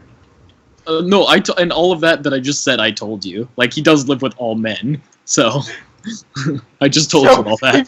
He basically heard us like, is he gay? Oh, I don't know, but yeah, he is flamboyant. Guys, I think I can win this. Wait, I'm looking at one of my spells, and it's pretty good. Okay, so What is without the substitution or with the substitution? Honestly, I don't think it matters because I'm gonna whisper to everyone. One of my spells can command. I'm gonna put my hand over his mouth before he does anything, and I'm gonna say, we don't need to know. They could be listening in on this conversation. They could take precautions. We don't need to know. Keep it yourself.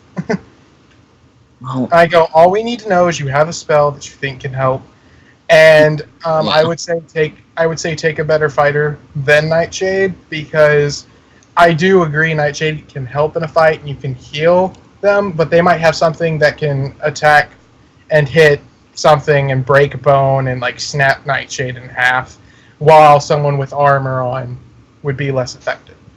well, And also and also the fact that Nightshade has no disrespect to Nightshade, but Nightshade has less of a range of skills that can help him. that's true. Yeah. Do you think? I have a question. Mhm. Do you think Zab would fight with us?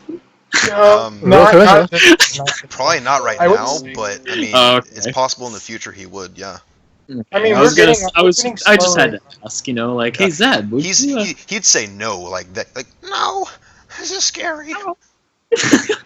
In the I'm not future, going up I against think- any undead. The voice always gets me. I gosh had dang it. enough trouble with the ghouls when you. Well, Just curious. no. It's okay. It's okay.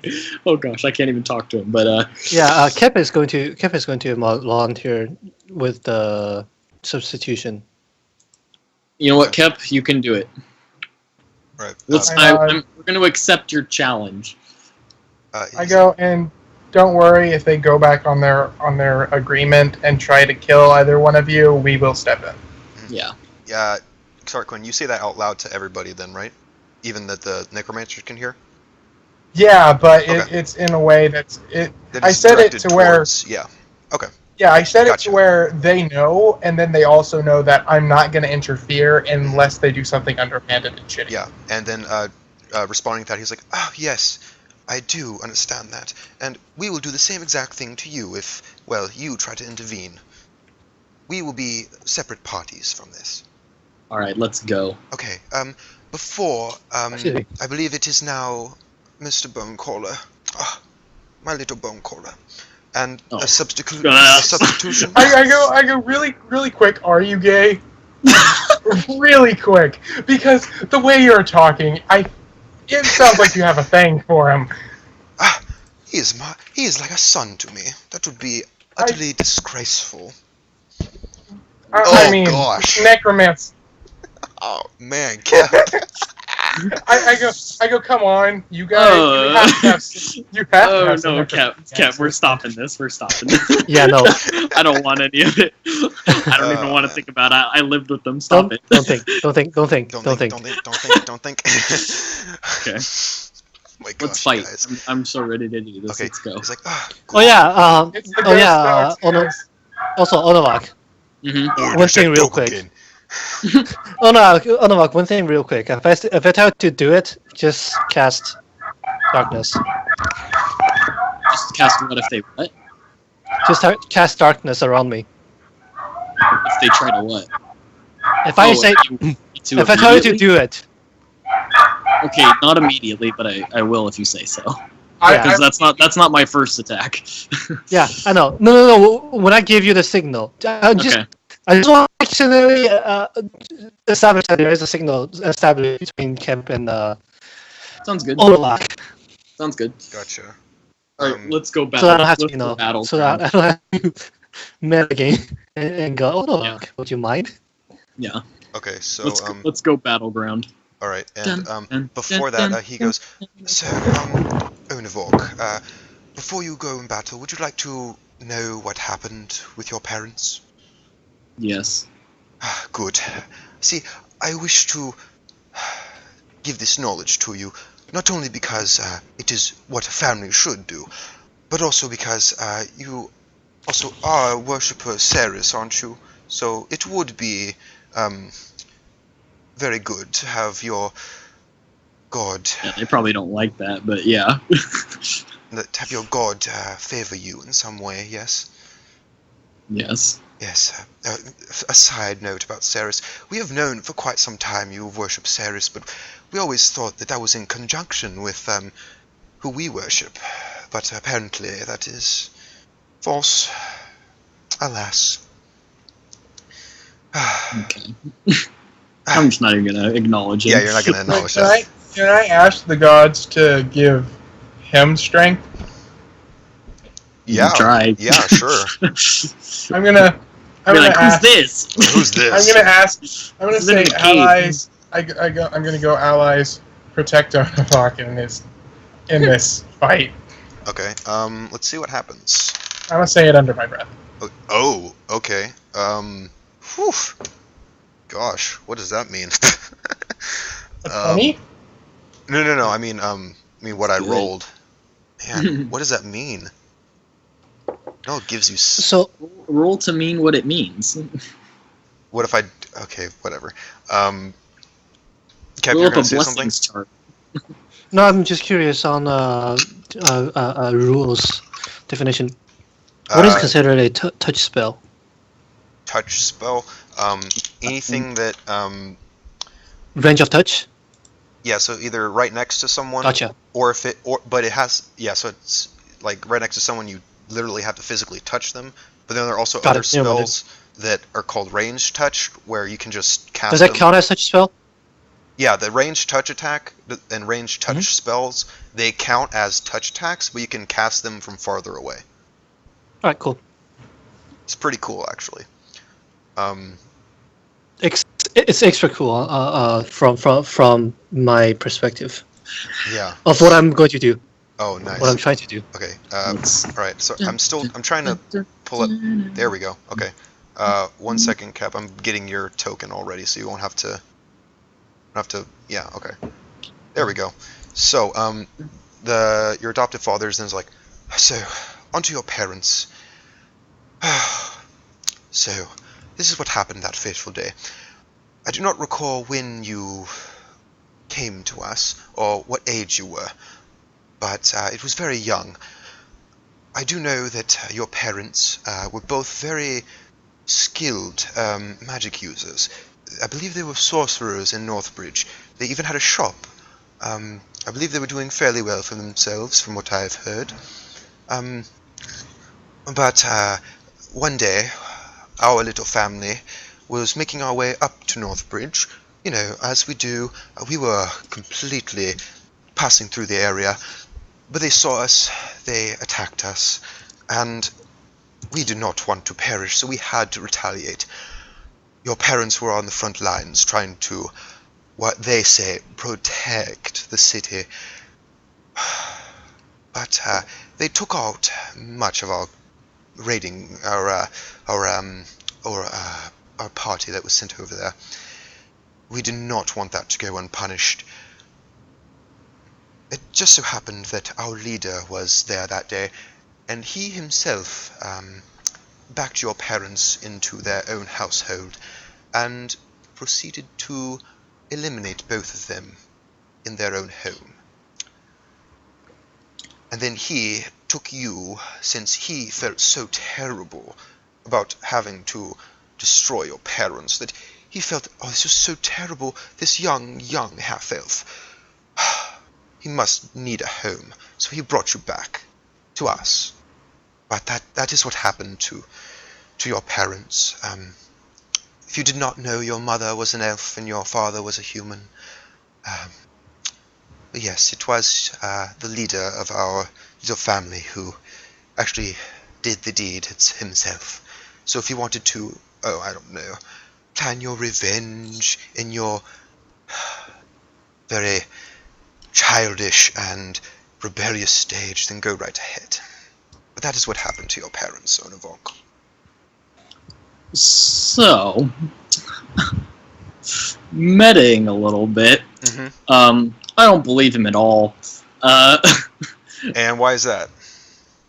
Because as a child, that's not exactly what I remember. But then again, I was 6 and it was 18 years ago. So like for a sec, I was like, no, like that's not what I remember. But then I'm like, wait, but I was young, so maybe I got mixed up. But I was like, but at this point, like I don't believe him because that's not what like I remember, or at least I've come to remember. Mm-hmm. Okay. So That's why so I'm like I'm kind of mad. Well, like I'm mad that I think he would lie. So I'm mad at that. But like what if it's actually I'm true? I'm also the truth is also coming to me that maybe he's probably telling the truth about them being dead, and it's kind of a thing that I might have known for a long time, or just known in like my head for a long time. So I'm in a lot of places right now. Yeah, like this is a big, Yeah, because like also it's like you don't exactly know what they did to you during those first years. Maybe they did something to Mhm. you where they altered memories or something. You just have no idea. Maybe they did, maybe they didn't. It's just like Yeah, you and have no Can I that, take a idea. that mental annoys. note of this entire story, and then, like, while they're doing the fight, I'm going to be writing it down, and I'm just going to write it down as, like, a note to myself, and when we get to, like, Grand Pike, I'm going to ask people, oh, hey, did, like, a city ever get attacked by a group of necromancers? Grand Pike wouldn't know. Yeah, Grandpa Well, then I'll would send not it know. to the king. Northbridge. We would have to go to Northbridge to even You'd find have out. to go to the Evergreens to find out. Oh, then that's even better. I'll send it to To make my that. sister. Yeah, because Okay, Actually, so- where is she?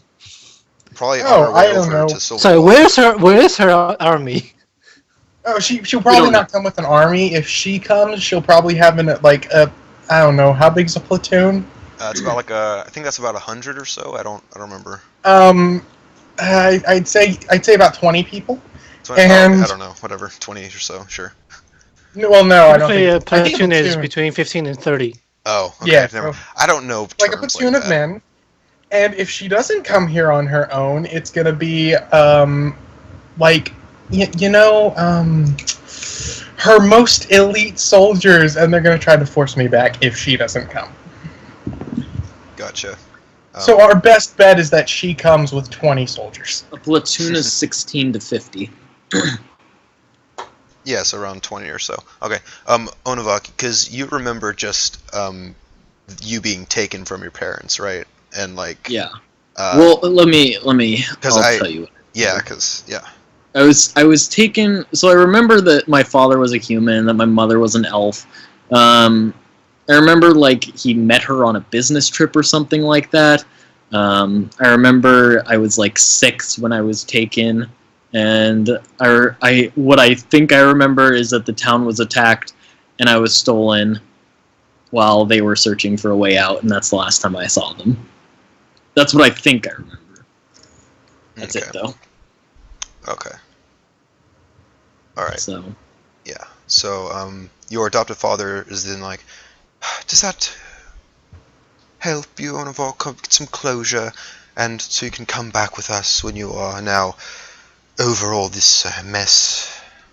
So I'm sort of like ticked right now, obviously, and I'm also like a mix of emotions that I'm gonna put a hand on her shoulder and go, you can be angry later. When you're fighting, don't let your emotions get the better of you.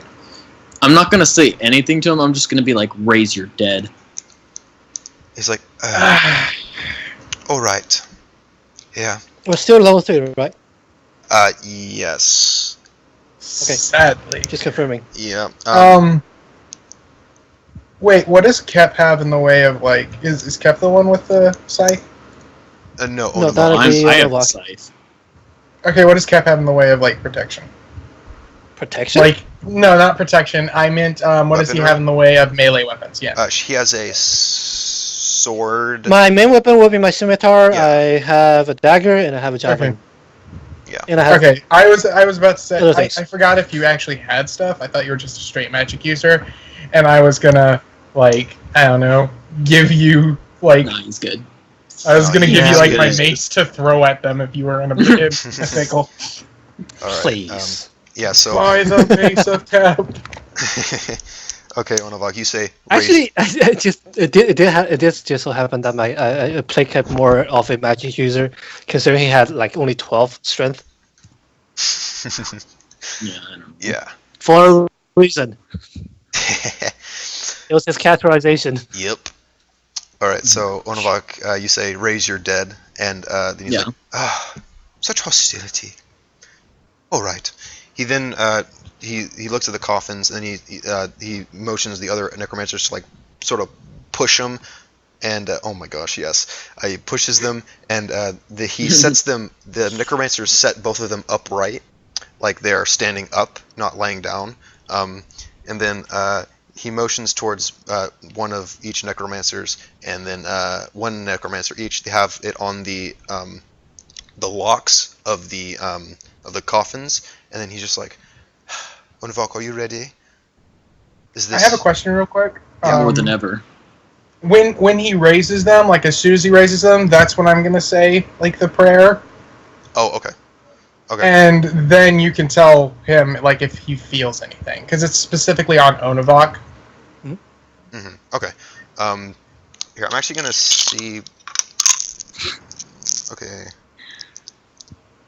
Dun, dun, dun, dun, dun, dun, dun, dun, dun. Let me Oh get in gosh. Okay. the mood and play some music in the background. Okay. So, all right. So, he's like, it's like, all right, I will raise the dead. Now, he sort of motions his hands, and he does the spell to raise the dead, and then he turns back around. You see that the coffins now start like you see like you hear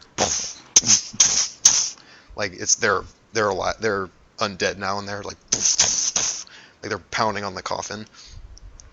Then he's like, all right, unlock it, and they both at the same time, the two necromancers unlock the coffins. The coffin doors burst off, and then your adoptive father says, "I'd like you to meet your parents."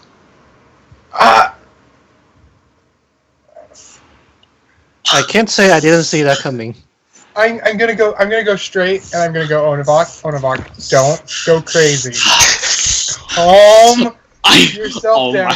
I go Onivok. No, I'm like before he does anything. Since the battle hasn't started yet, I'm gonna put my hands on his shoulder and I go, if you get frustrated or mad, you're gonna do something stupid. So don't do something stupid. And then I'm gonna let him go. That literally made like me as a person, not even my character ticked. Like this dickhead. What? Kev draws his scimitar. Puts the other hand on his Onivok's shoulder, and say, "Let's put him back to peace." And then you notice that there is one female elf there, and a male human there. There's both zombies.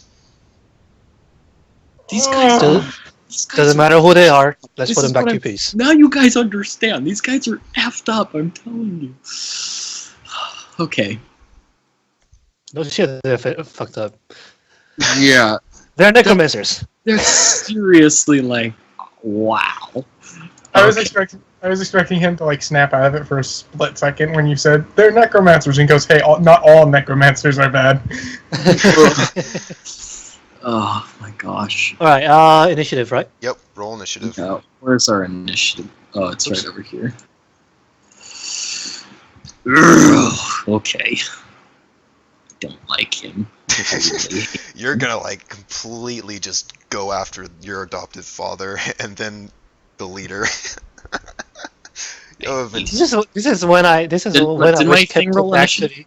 No, it didn't. You should have control over it though. This is when I wish Kev. Oh, it's giving me like an error code. Can you do it for me again? Give me something like you attempted to use a roll. Yeah, you. Okay. There you go. Okay, so that's the initiative. So, I'm ticked off. Oh yeah, you are, man. This guy is this. We both. Oh, piece of work. And those are the 6 necromancers right there in the back. Yeah. Yeah. Yes. So. I'm crossing my fingers that the gods actually help him, or a god.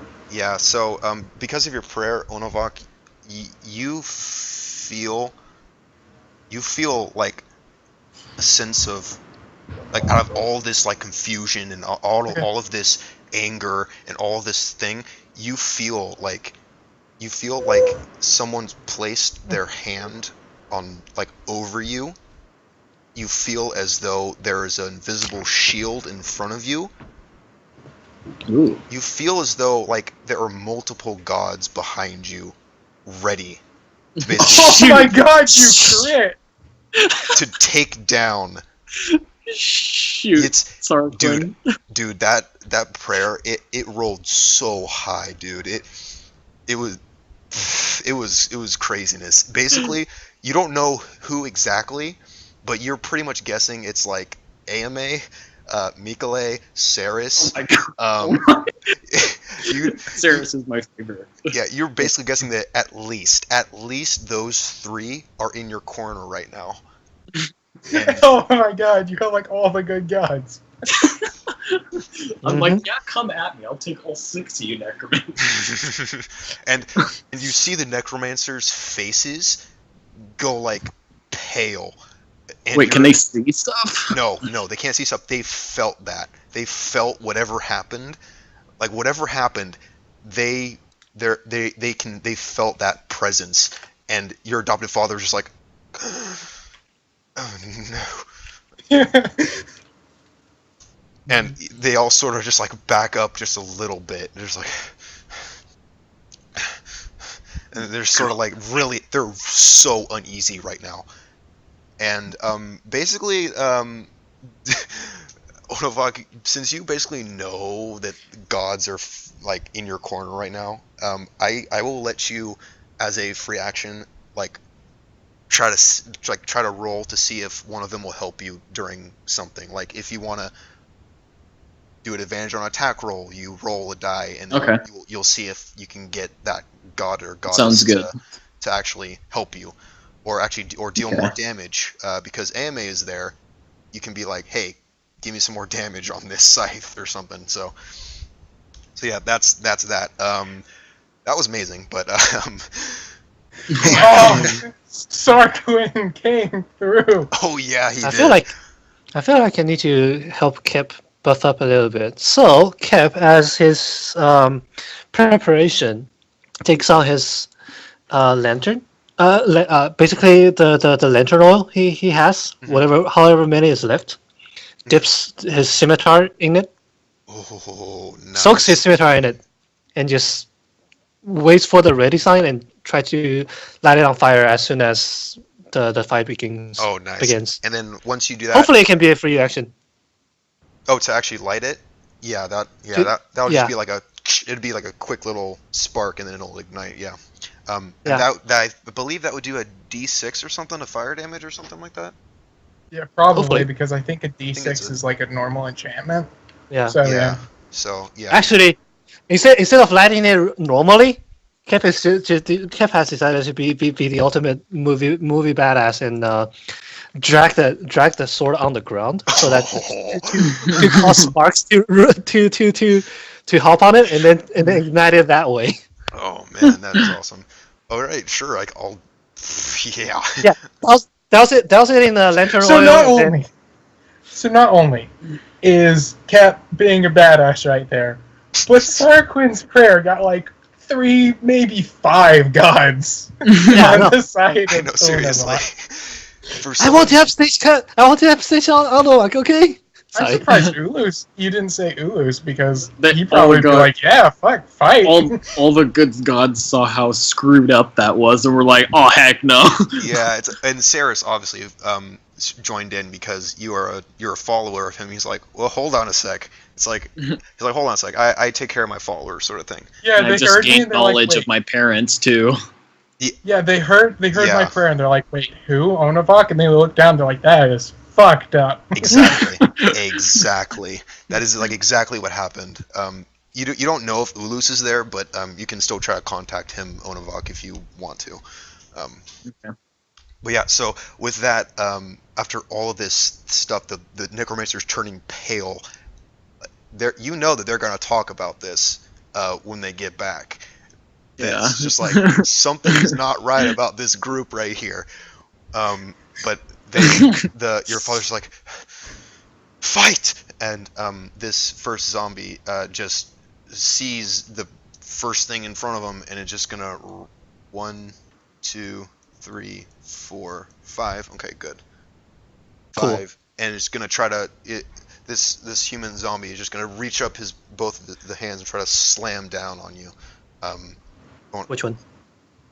Cap, Which one of us? right in Yeah. front of you. Okay. Yeah. At this moment, the sword is not ignited because I intended to drag it and ignite it. Yeah. I'm guessing that. 14 is actually my AC, so if I remember correctly, that's not a hit. If Or is that? It is, yeah. So if it Okay. hits you, then it does a hit. So it just like it closed up its fist and like brought it down like on you, like on your I believe you have Chest? armor on you. I Yeah, like, have leather armor. yeah, it brings it right down your leather armor near your chest, and just like you feel the force of it go, oof, and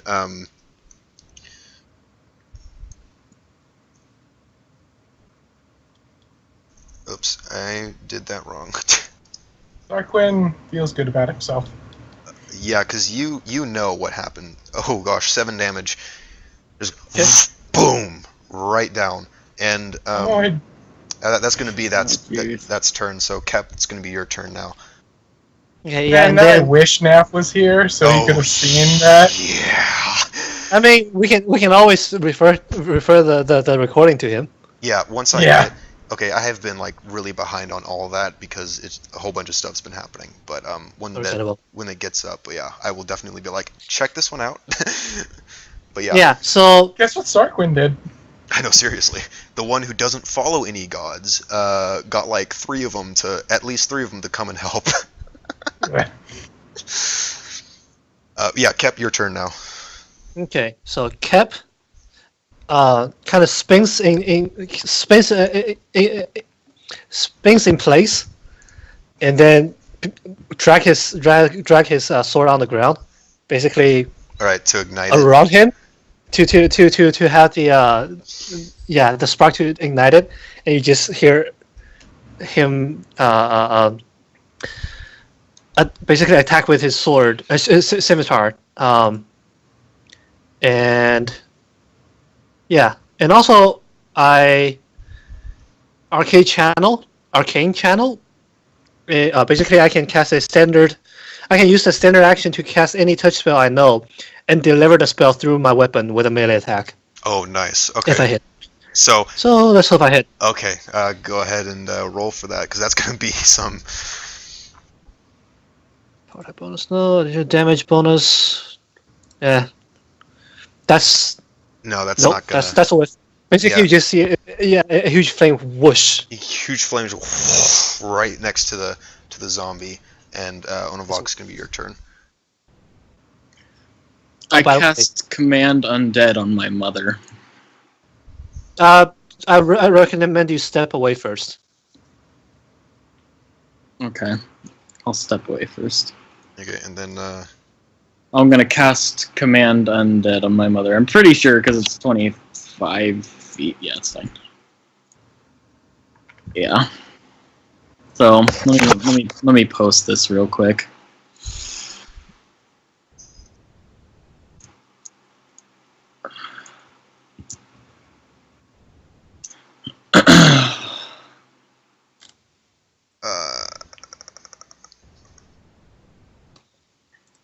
okay, so it doesn't get a saving throw. No, because it's unintelligent. Okay, so basically it works. Oh, okay, so I don't need It's to no roll for saving that. throw yeah. against the spell. When you control a mindless being, you communicate only basic commands. So basically, now it's under your command right now. Basic command. I'm gonna say this in my head, but I'm gonna be like, I'm sorry, mother, but you died a long time ago. And then I'm gonna tell her to kill herself.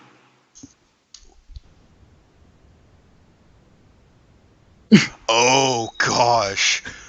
Oh, you can do that. Oh, I forgot about that. It won't resist Non-intelligent. it. It won't resist it. Yeah. That's That's why I awesome. asked if it was intelligent or not. Oh man. And then oh gosh. Maybe I Okay, don't know. you're basically shitting on their parade, and then you've got 4 gods in your corner. And then Kep has got his thing on fire, and I'm just standing here, kill yourself, and the zombie starts ripping its own flesh off. Oh my gosh. Just like, what the? Yeah, so basically that's what happens. You just Well, see. I don't know if like maybe I'm assuming that it does like normal damage, Yeah, it does like the normal damage. I believe because it wouldn't like do Yeah, so it'd just be like a. My gosh. My goodness, dude. I know, that's why I asked. I was like, can I? Okay, so you see it's just like it's just ripping itself apart right now. And that's its turn, so. So the best thing ever happened, yeah. Yeah, so it's going to be another attack to Kep. The male zombie gets whiffed, so that's going to be its turn. Okay, Kep. Okay. The guards were not in the favor of this necromancer. I'm taking a step to the side, Alright, a tactical step to the side, and I'm going to swing again. alright, go ahead. I love how in canon they forgot that he could just order them to kill themselves. And still, Yeah, I put on a really good light show. yeah, it's like it's really cool right now. You're doing like this whole thing where the smoke is coming off, it's making like words and stuff, but you keep on missing the zombie. Okay, on the buck.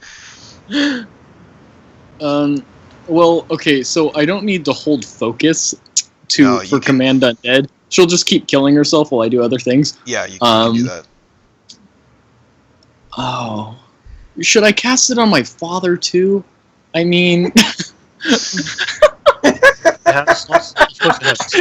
I do that? If it's not concentration, you could. I mean, It's not concentration. it's not. It does. I mean, I don't think it is. So. No, It's actually, not- I think.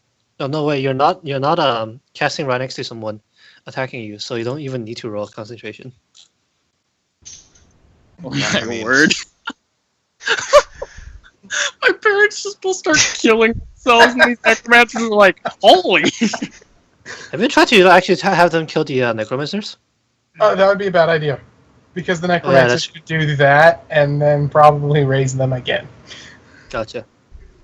You know what? Screw it. I'm gonna put on a show, and I'm gonna command undead my father. Oh my gosh. Oh my gosh. Okay then. So that he doesn't get a save either. So. Instead of starting to kill himself, I'm just gonna have him start to pick his nose and stare at the necromancers. He turns and does that. Okay, so that's your turn. Or can he hear like the gods cheering? I don't even need the gods. Like what? I know, but still. They're here and they're like, well, what are? I guess he's got it. Onavok, you can barely like feel that people are just like cheering for you. Very, very distant though. Just sort of Honestly, I feel like we could take on all the necromancers, to be honest, with where we're at right now. I don't know. Oh man. I wouldn't be that. Yeah, I'm not gonna be cocky because having them If we gone. had NAF, I would say we probably could, but not Yeah, without- we don't have NAF though. Yeah. if we had any paladin. And I'm just gonna have the dad keep picking his nose, and Okay. my dad and pick his Your nose. mom, it just keeps on ripping itself apart since you didn't say anything else. So Kep's your turn now. Okay, yeah. Kep, just don't do anything. I'm Kept- gonna look down at kept Nightshade and go, "Your Yeah, man no, I, is badass." Trust me, Kep. Nightshade wags Yeah, I know. its tail. I mean, I look at it like and I just shrug. I guess my job is done here. I want Kep stare at them. And that's your turn. Okay, I mean, Yeah, I skipped my turn. okay. Well, Actually, you know what? I tried to palm a spider pincer if there is any left. oh yeah, there is. What are you gonna do? Wait, I have a plan. Don't stab it into my father. No, I'm not gonna stab any your father Okay. yet. Wouldn't. Okay, that's fine. Okay. Yeah, Is try it- to palm it, or at least hold it. Just take it out of the pouch. Okay. So I don't have to take another action. Sure. Spend another action to do it. Yeah, just get my turn. Okay, Onavok, anything you want to do? I'm gonna move up one space, and I'm gonna tell my mother to stop hurting herself and come stare at the necromancers like the rest of us. 1, 2, 3, 4, 5. Turn around, mother. Turn around. And we're just all gonna stare at them.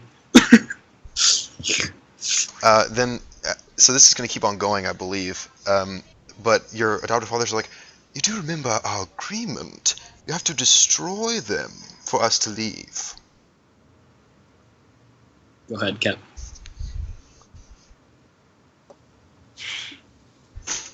Does poison work on undead? Wait a minute. No, no, it doesn't. No. It Hold doesn't? on. Oh, Because they don't have a pulse, and nothing can course through their veins and like yeah, stop that's true. what's already dead. Yeah. So, okay, I'm reading up something real quick. Okay. Because if I think this actually applies. I love how fast this turned from like a... just like, I'm going A to boss fight him. into a I'm going to command a him. boss Turns fight into like a a gimmick fear- fight. I'm sorry, I'm still trying to find it. I'm sure it's in this book because they didn't have it in 5e. Does anyone know about coup de grace? Oh yeah, That's that's a someone that can't defend themselves, and you basically get automatic crit, automatic stuff, and then Oh. yeah. And then if they don't die, they have to make a fortitude save to not die. So Part of me wants to be like, I don't want to kill my parents, but then the other hand is like, but they're already dead. So I mean, As a full round action, I can use a melee weapon to deliver a coup de grace to a helpless opponent. I can also use a bow or a crossbow, doesn't matter, provided that blah blah blah. Automatically hit and score a critical hit. If the defender survives the damage, he must take 42. So my question would be, can I actually use my arcane channeling as a coup de grace, or does it have to be a normal hit? I'd say sure, why not? I don't see any problem with that. I'm gonna say do it, Kep, and I'm just gonna walk over here and not look. Alright, so I'm going to coup de grace the father first, and for critical damage, I just throw damage and multiply it by 2, I'm assuming? If that's the critical thing, then that's a critical multiplier, then yeah. But you notice that the father snaps out of the mind control when you're trying to coup de grace him. Yeah, Oh, that's right. It doesn't work if you're gonna threaten him. yeah, I know. That's the normal damage. For fire, it's an extra d6, and for my disrupt undead, it's another extra d6. Okay, so roll those. And I'm assuming multiplied by 2. All that Well, by 2. Oh, no, yeah. I'm assuming it's the scimitar, It's a scimitar by 2, and then that. and then with everything else is normal. I think So it that would would be. be- I think it would be. It would be 6 plus 11, so 17. Yeah, that would be damage. 17 damage. Yep, that's enough. That's enough to destroy this undead. Rest in peace And, again. and now he's on fire, Yes. so he is going to burn Yeah, up. it's gonna burn basically cremation sort of style. Yeah. And Rest in peace again, please. Rest in peace again. I hope they will not raise you from your ashes. Ashes? I don't You know. Ash. burn the bones. You can't raise Yeah, I don't think something you that's can. already been unbanned. You can't raise them after an undead's been killed. Yeah, cool. okay, so that's your turn. Onavak, Oh yeah, by the way, it's up to the GM's discretion on how long the fire lasts. Oh, okay. I mean, well, right now I'm it's swinging not. the sword around, so You swung it twice, and then you just used it once. It's still there, but you can notice that it's getting dimmer, but Okay. it's still enough to make another one. Onavak, your Right. turn. Oh, I'm not gonna do anything. I'm just kept can do it all. Okay, that doesn't do anything. Nope. Okay. Back to you again. All right, same thing. Coup de grace. All right. Go ahead. Let me see if I have enough spell slots. Oh, Yeah, I do. Yeah. Yeah, Onavok. So coup de grace on the mother. Yep.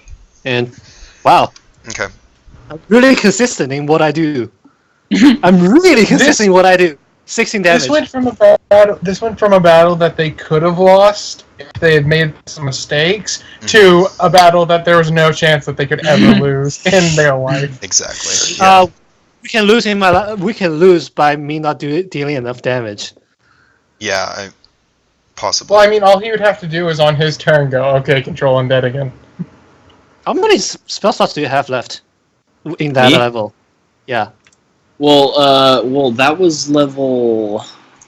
Oh, no, it wasn't very high. It was. Oh, it second was. level. It was second level. Yeah, it was a second level. So I've still got 4 more. Holy hell. Yeah. Well, you have 6 first level spells. I When you mean, reach level 3. damn, I have only level 1 spell slots. Oh, Until I'm at level 5. I'm at Damn. 3rd level spells. Damn. So yeah. we cremated Yep. Both of those them. two. And with that, you're out of initiative. And I'm out of fire. Yeah, you're And out of fire. Sarquin looks both pleased with himself and very cocky at what just transpired. And Like, I mean, yeah, not come cocky get enough some. Not cocky enough to attack 6 necromancers, but cocky enough to be like, yeah, our boys got it. yeah, so after that transpired, here, hold on, I'm gonna roll to see if Onavok hears something. Okay, he does hear something, but what does he hear?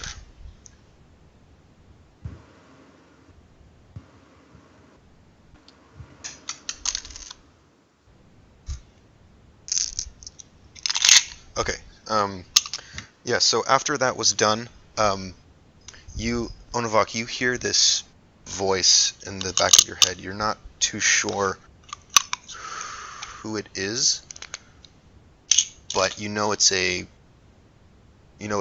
god or goddess that is at least good-ish.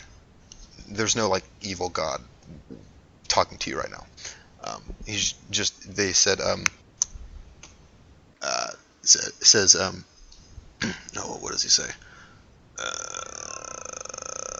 It's just like, they are with me. They are in peace. Do not worry. Hey, it's damn it. What is Norse god again? Naf is AMA. Goddess. Not Naf, Norse. Oh, his? Mine? No. Oh, Damn it. no. Mordeth. God of death. You don't know It's if Mord. he's there or not. Oh, I thought it was Nord. I thought it was Mord. No. Oh, well, I was what do wrong. the necromancers have to say? They're taken aback, and your adoptive father's just like, well, the deal is a deal. We will not bother you for an entire month, starting today. He's like, damn it, I didn't know you took that spell.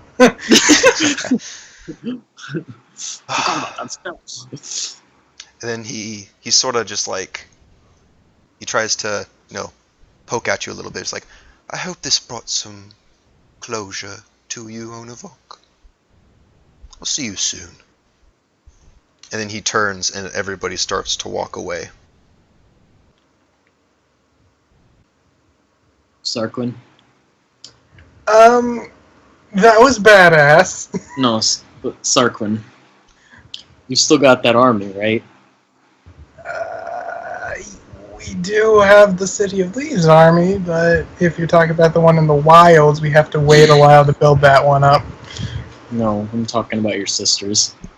I go, yeah, and if she heard that a army of necromancers was so close, then she would definitely be interested in doing that. What do you guys say? Grand Pike, Bugbears, Voria, Necromancers. Sure. Sounds like a plan. Everyone else in the group's just like, yeah. And That's a trip. yeah, it is. That's a Barrick, trip right there. Barrick has been fairly quiet. He's just like, Wait, did everyone feel like that rush of, like, holy energy? Kip did it. you see that, who else is there? You notice that, Marvin felt it. Barrick, Wow, maybe gold's not so important. Barrick is just sort of didn't really feel it that much. He's just like, something happened here. But Barrick's just like, wow, Roll to see if the king felt it in his castle, because something like that makes waves. No. I know. Oh my gosh, he's rolling. No, roll for. I mean, it's easier to roll for Naf's sense. Naf felt it. So did the king. Oh, really? They just, out of nowhere, just this wave of... Oh, I like who I'm just like this necromancer. It's like, yeah, whatever. I want to gain some knowledge, and then all of a sudden, Sarkvin's like, bless him. And now everyone's like, whoa, look at that guy. In my imagination, Naf just sees out of nowhere, in the corner of his sight, a red message popping up. oh my god. Your party has defeated. And then some kind of organization's name, and Onovak, a necromancer organization. The Shadow Ends. The Shadow Ends. The Shadow Ends. Yeah. And So you're telling me, like, the entire kingdom felt this? the entire kingdom got a event message from World of Warcraft. That's great. They basically, like, people, like, felt that they don't know what it was, though. They're just like, something went down. We feel weird. Like, they're gonna talk about this. Like, what was that? And, only, like, people that are really... Screwed up people, that's what it was. oh, yeah. People like Naf and the king and, his family noticed. They're just like, wow, the gods were... down here, like more Can't wait than to tell the one. king. Like more than one were in a certain place doing a certain thing. Yeah. You're just like, All because Sarquin doesn't worship one. yeah. I like how many times, Sarkvin, before this too, that you were like, please help me, and like nothing happened, and then all of a sudden you're like, oh, help Onavok, and then boom. Well, no, I think It's a I think selfless. few times. It's a display of selfless act. It's Well, no, making there were a earn few God's times- favors more easier than please help me.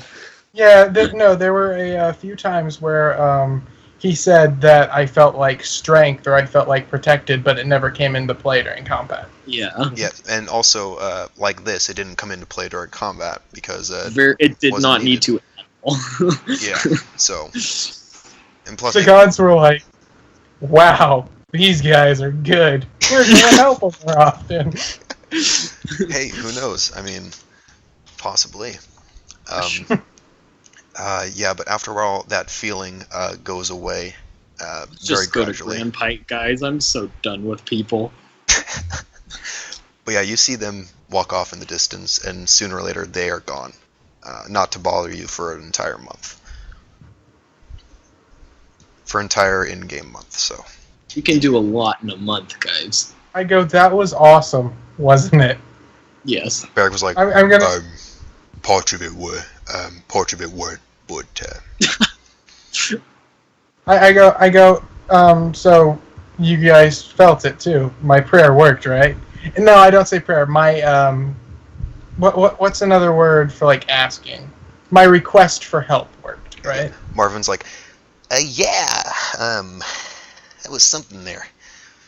What? Burst. I go, I made a request of the gods, and all of them. I requested my allies. All of them? I don't say gods. I don't worship any one god. I see myself as like allies with them. So I asked all of them, and like 3 or 4 came down. Oh, all right, you do you. Whatever. What he said. This is the first time Kev agreed to. Oh my god, this is a memorable moment. Oh my gosh, this is a very memorable moment. Wait, the first time Kip agreed to what? Agreed with Barrick. Yeah, this is yeah. something I agree with Barrick. Like from session 1, Kev sees Barrick as just a bully Yeah. out of nowhere. I think the thing that happened was, Kep, you agreed with it for a different reason. I think you agreed with it for, oh, that works. Yeah, no, totally, keep doing that. And Barrick agreed with it for like, okay, I don't really care. Okay, I guess I see the. I guess I see the result. I might have changed my mind. Yeah. Now you're just in this state of like, what do I do? You're like, should I see all the gods as allies? Oh my god, I might have just started a religion. Oh my gosh. That would be awesome. That would be awesome. And then Sakun will actually eventually slowly turn into a paladin. I know, seriously. I would cringe my skin off. No, you'd be like, I'm turning into a cleric. Yes, that's exactly what I do. Yeah. I'm a cleric. Normally, clerics don't wear plate armor. Shut up. Hey, Sakun, like don't worry. The change will be gradual. You wouldn't notice it. Anyway, that was. We head off to Grand Pike. You head off to Grand Pike. Nothing else happens on the way, and you come to Grand Pike. I'm actually going to get through just a little bit of story, just you getting into Grand Pike. But then, fortunately, I have to leave because school starts tomorrow, and I got to get up early. So, yeah, going to get a little bit of role playing done, and then we're going to end it with you in Grand Pike. And then after a long time, everybody will level up this time, okay? Of course, right before a hiatus, but sorry. Hey, it's a hiatus, not a cancellation. Yeah, it's a hiatus. So, let's hope I get a new feat. I think I'm level 2. Yeah, I'm level 2. Grab it, I'll get a feat. No, I thought you're going to be level 3 next. Yeah, no, I'm going to be level 3. I don't get a feat because at level 3 I don't get a feat. Oh, okay. Okay, gotcha.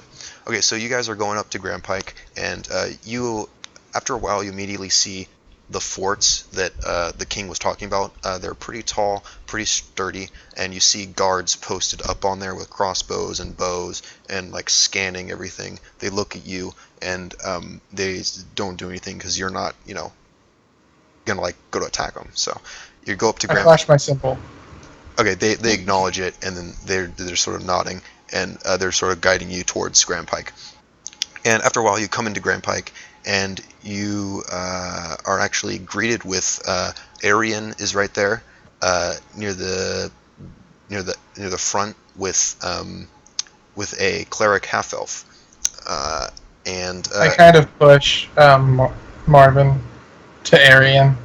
Okay, you do the Arian's like, Marvin, and Marvin's like, and they immediately just bro hug it out right there. That's exactly what I was expecting to happen. They bro hug it, and they just start spitting, like they just start talking super fast and halfling back towards one another, and they're just like they're laughing and halfling, they're just laughing and having a great time. And you see that there's a cleric right there. He's a half elf, and he is a very dark-skinned half elf cleric. And you see him. He gives you a wide smile, and he sort of bows to you because he sees the crests on you. Not ball back. I don't like people bowing to me. I do not. I nod my head, but I don't like people bowing to me, so I kind of like. I have a shiver run up my spine because I don't. Ah, like people. gotcha. Yeah. All right. Okay, so then he starts talking. He's like, "Oh, hello, I am Azu. Pleasure. Please spell that. A-Z-U, Azu. I am a cleric of Michele. What? Nice to So meet he's a half elf. Yes. Mm-hmm. Is that an accent that's common around Grand Pike, or? Um. Roll history. I'm just saying. It's sort of like a half and half sort of thing. Like some people in Grand Pike have that sort of accent, other people don't. But basically, a little bit of backstory. This one of his parents was from Grand Pike and was actually had this accent. He picked it up from that parent. So Well, it just sounded kind of tribal to me. oh yeah, well I don't know. Oh no, Kep died. Oh no, okay. Oh there he is. But yeah, he's just like, oh, I am I Azu. closed the wrong browser tab. Oh no. And yeah, so he's just like, welcome to Grand Pike. It's a pleasure. I do believe that you are here for the rumors. Yes, the rumors. Yes. Yes. Well, you have come to the Kip right is place. Kip What? is accidentally going to be an asshole. I'm not here for romance. I'm here for the rumors. No, Kev, Oh. no. I face palm and I go, dude. What the frick, Kev? Why? It's usually Stark when who does this. Okay.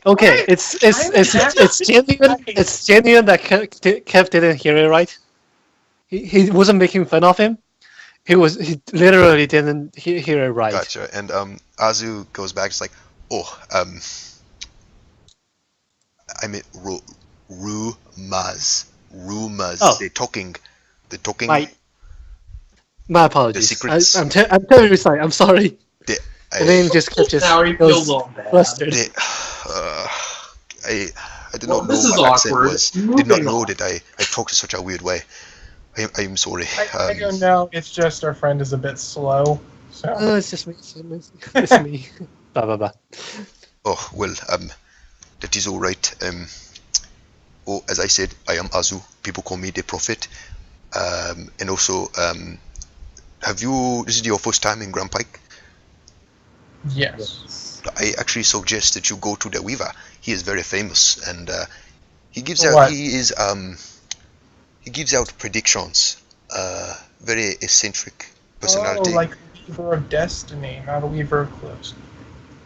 Just be warned, he is very out there.